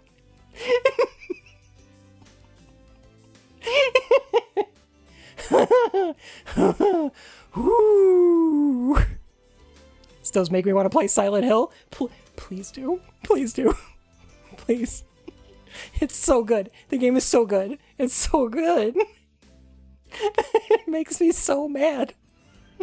I love it. Oh my god. Oh. This is when Dahlia begins to reveal her idea to the cult. She'd had previously about conceiving a second child? The ritual is performed again and a second child is born. This is Cheryl, essentially. That was 12 years ago. Now there's 24. Town's booming. What? Think of it in metaphor. Oh, I will. Thank you. Oh my god. So where does Sir come si je ne come into all of this? Shut up! I'll talk about that later, I guess. Oh god, okay. Break it down for me, President Evil.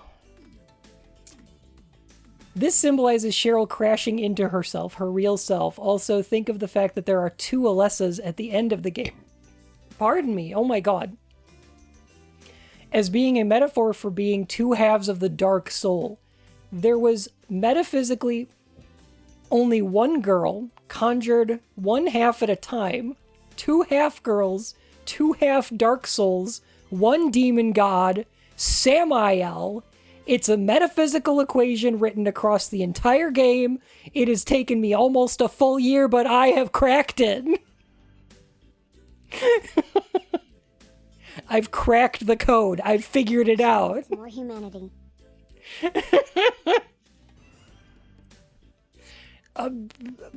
Pepe Silva meme.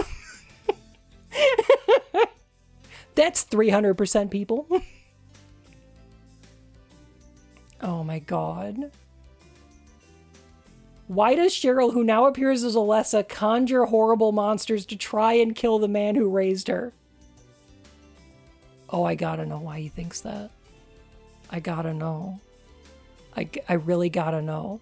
It couldn't be because her psychic powers cause her thoughts to become manifest, so that when she astral projects herself in a place, her nightmares are also overlaid on that place. Couldn't be that. Gotta be something more complicated, right? Where is it? Where is it? Why Harry?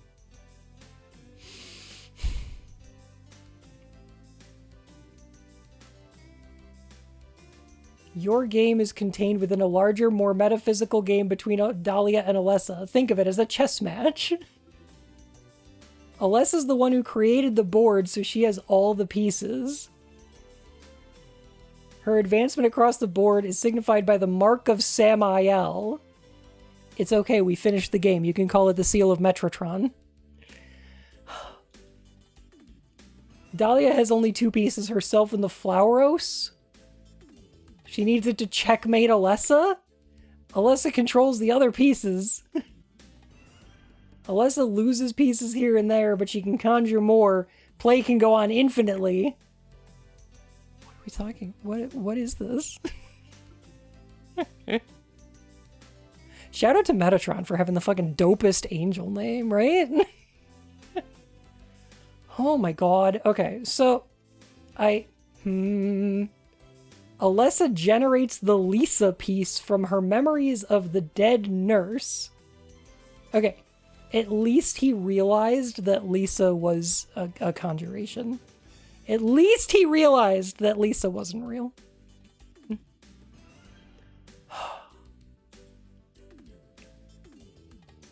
Thank goodness. So less like chess, more like Magic the Gathering. Yeah. Right. Sure.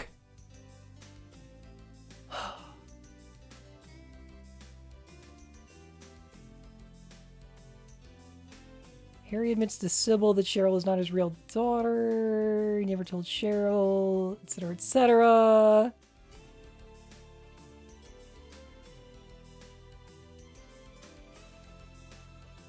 Wait, it is only then when he is ready and willing to admit his fault in the whole affair that Cheryl appears to him?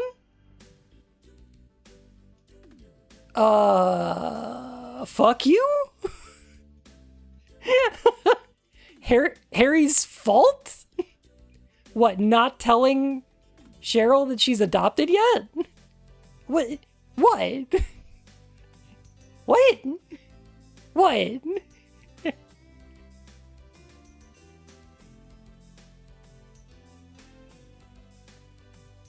Okay. Okay. Harry never achieves a truly happy ending, only what passes for one. This is due to his limited understanding of the events transpiring. Yeah, kinda, I guess. I do not accept this Harry slander, though.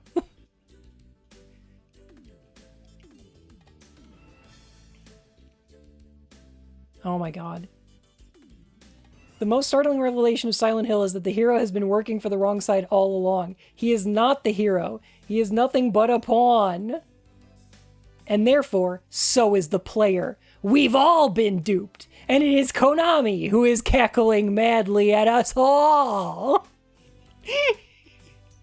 We've been duped. But like, go one step further. Who's the hero here? It's Alessa. But like, I don't think they figured out that it's Alessa.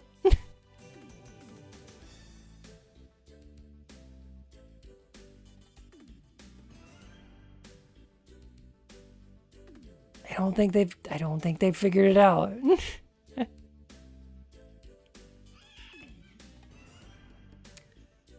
Okay. Topic 2. Silent Hill. Cut to that clip from a cutscene in Silent Hill 4 when a character looks at at Alex Shepard and goes, "You don't know anything about Silent Hill." Okay. First of all, Silent Hill's not real because it's a town in a video game. Now, I don't mind this, because I feel like this is kind of an interpretation that I bring to Metal Gear Solid 2. So, like, that's fun. That's cool. Don't mind it. But, like, where are you going with that? Where are you going? Oh. So the developers had to be vague in the plot, since the ESRB would never allow a game with blatant satanistic elements to be published in the continental US. Think so? Really? Even in 2000, come on. Come on. Meanwhile, Doom. The story had to be left vague on purpose. It's vague on purpose because that's the way they wanted to tell that's the story. That's the way they wanted to tell the story. It was the artistic intent.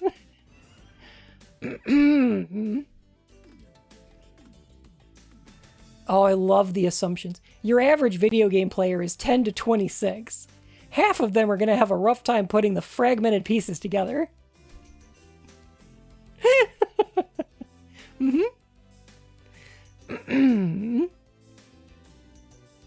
Doom is about Satan. I thought it was about Mars. Why the Samuel Hayden, Sam Hayden, S Hayden, Hayden. I know that's Doom 2016. Don't at me.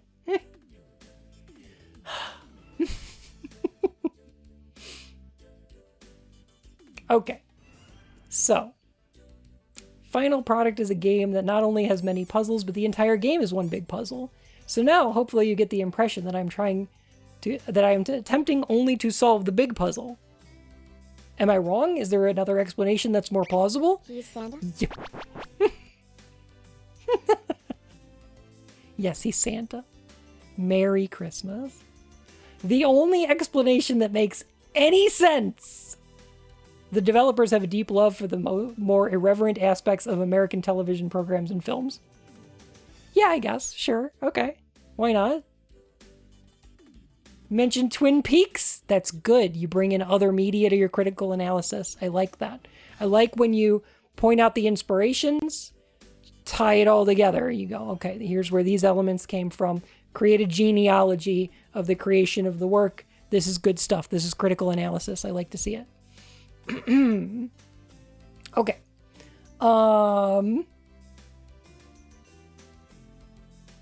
Rosemary's Baby. Stephen King. Carl Sagan. Okay. All right. Okay. All right. Okay. Jacob's Ladder, of course. Why do people think that Silent Hill's so inspired by Jacob's Ladder? Why do people think that? This, I think this might be where it came from. Because everybody keeps talking about Silent Hill being like Jacob's Ladder, and I don't see it. Like, I mean, kind of. Like the bad minus ending for Silent Hill 1 a little bit, and like the art style of Silent Hill 3, but like, what? I don't know.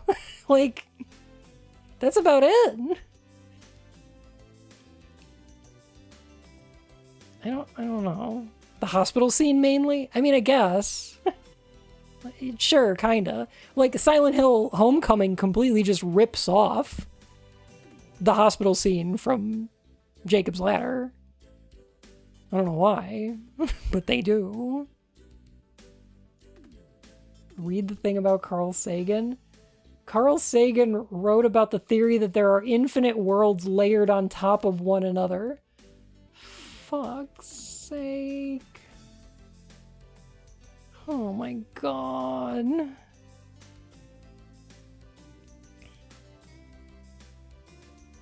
Oh my god. The town of Silent Hill would seem to be caught between two worlds. One where it is foggy all the time, monsters. No, the mist is not there as a convenient way to help the game render more easily, 3 exclamation marks. Look at games like Tomb Raider and Shadow Man. You can see miles away.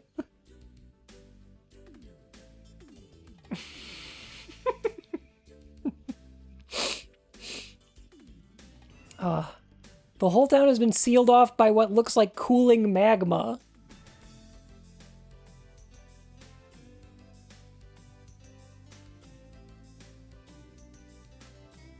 Does it? Does it? Where? What? Who let this man cook?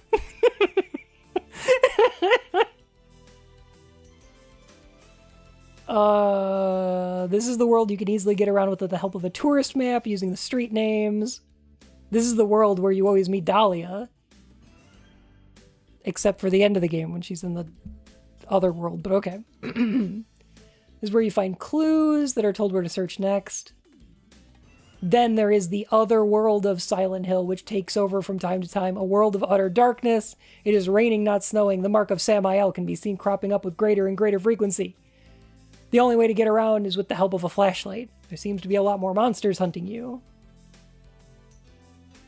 The reason that the Seal of Metatron shows up when it's dark is because that's when the nightmare is strongest. That's when Alessa is manifesting herself. Because she's manifesting the Seal of Metatron. So, like, the stronger her manifestations are in that area, the more the nightmare is going to come out. Hey, Elf, how's it going? I hope you had a wonderful stream. Welcome on in. I am just freaking out about Silent Hill. Don't mind me. Oh my goodness.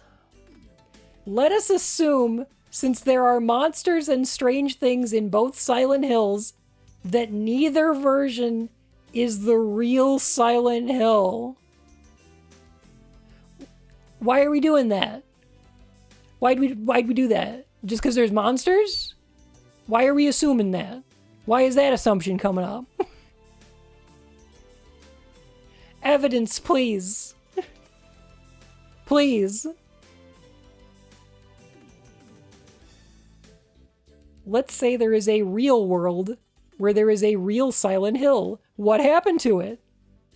It's still there. So we're dealing with 3 Silent Hills. Misty, dark, and real.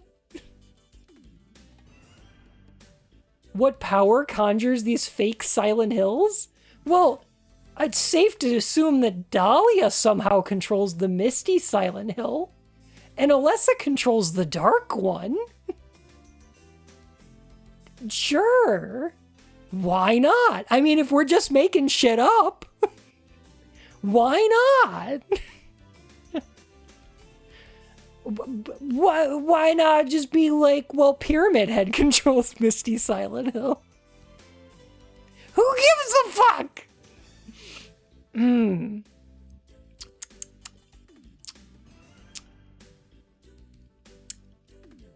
Alessa has conjured a fake Silent Hill to hide herself in so that Dahlia does not find her. She has a device called the Flowros which can bend alternate universes? Explain. Explain. Hey, what does the Flowros do? I got a question for you. What is the Flowros and what it do?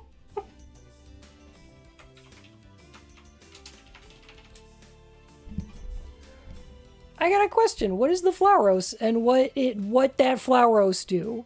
What that triangle do? Hey. Fun fact.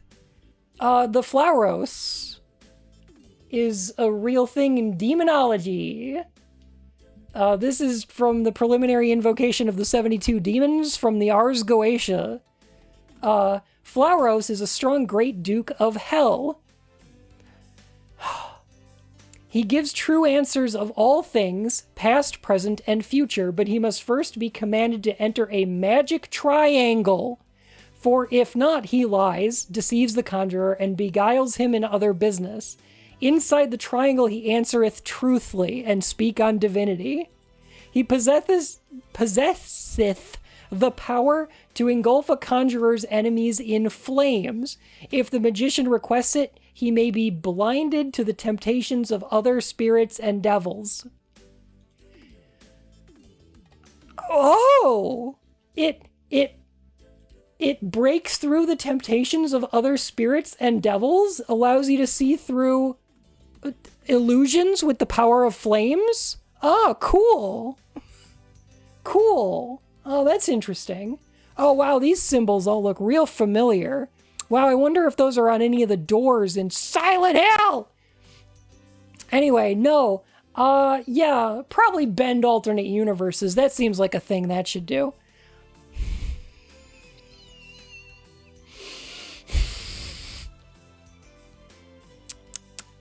He's just a funky little dude. He's just a little dude. He's actually like, I think he's like a cat.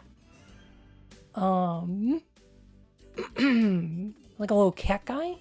I think he shows up as like a leopard. There's a version of Flauros that shows up in the Shin Megami Tensei games. That's pretty rad. Fucking furry bait. Oh. So, Alessa's hidden herself in this alternate world so she can't get close enough to use the Flauros? I don't know why. She was like standing right behind her. When we wind up seeing her in the final confrontation. Okay. Anyway. Alessa conjures an alternate Silent Hill to hide in. Dahlia can't get to Alessa, but she has a device which can alter or affect the world that she's hiding in. She can conjure herself into it. Alessa controls this world. So that's the back and forth, is the Dahlia and Alessa thing is like... What? What? Does he think that they've been just doing this for like years? Wait. She uses the Flauros to physically draw Harry into Alessa's world, but it's not the real Harry. If Harry thinks he's dying if you die in Alessa world, you die in real life. We see this evidenced in the bad ending? Why are we reading this again? Okay, good question. Here's my theory. Here's what I want to posit. Here's why I want to tell you how silly this document is. This GameFAQs article is very silly and wrong, right? This is where alternate universe theory comes from in Silent Hill. This is where it's from. So, I want to point out that it's silly because the idea that Silent Hill is like there's a misty version and a dark version and then the real town is equally silly to anything else that's in here. It baffles. It boggles my mind. Because not only do fans believe that this is true, but the developers of all of the Silent Hill games after Silent Hill 4 think that this is true. That's wild, right?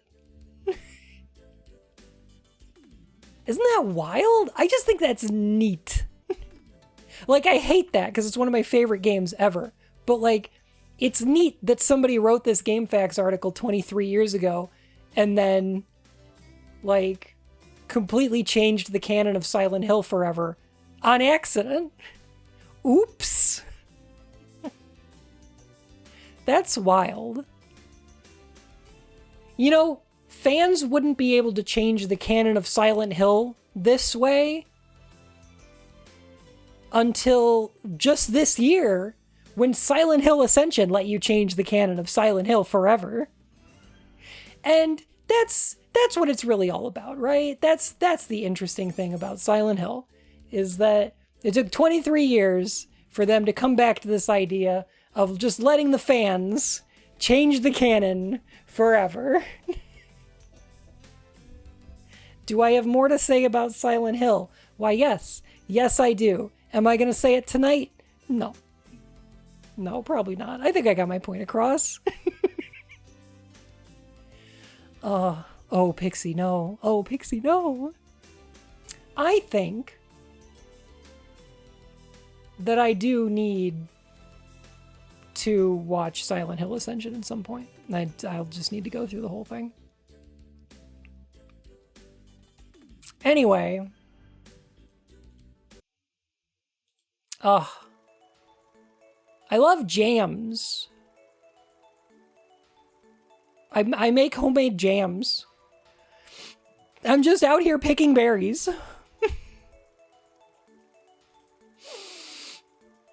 Maybe I'll make you some. Maybe I'll bring you some homemade jams.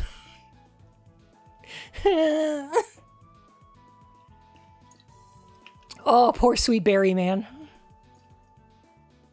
Oh. We lost him in the prime of his jams. The raspberries! Thank you for those raspberries. I picked them myself. Oh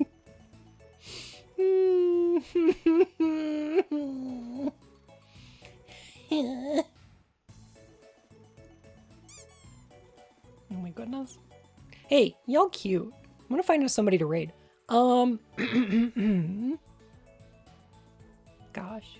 So, no stream tomorrow. I'm gonna go celebrate Ian's birthday. Don't tell her, but I bought her some flannels. I bought her some really butch flannel shirts to wear.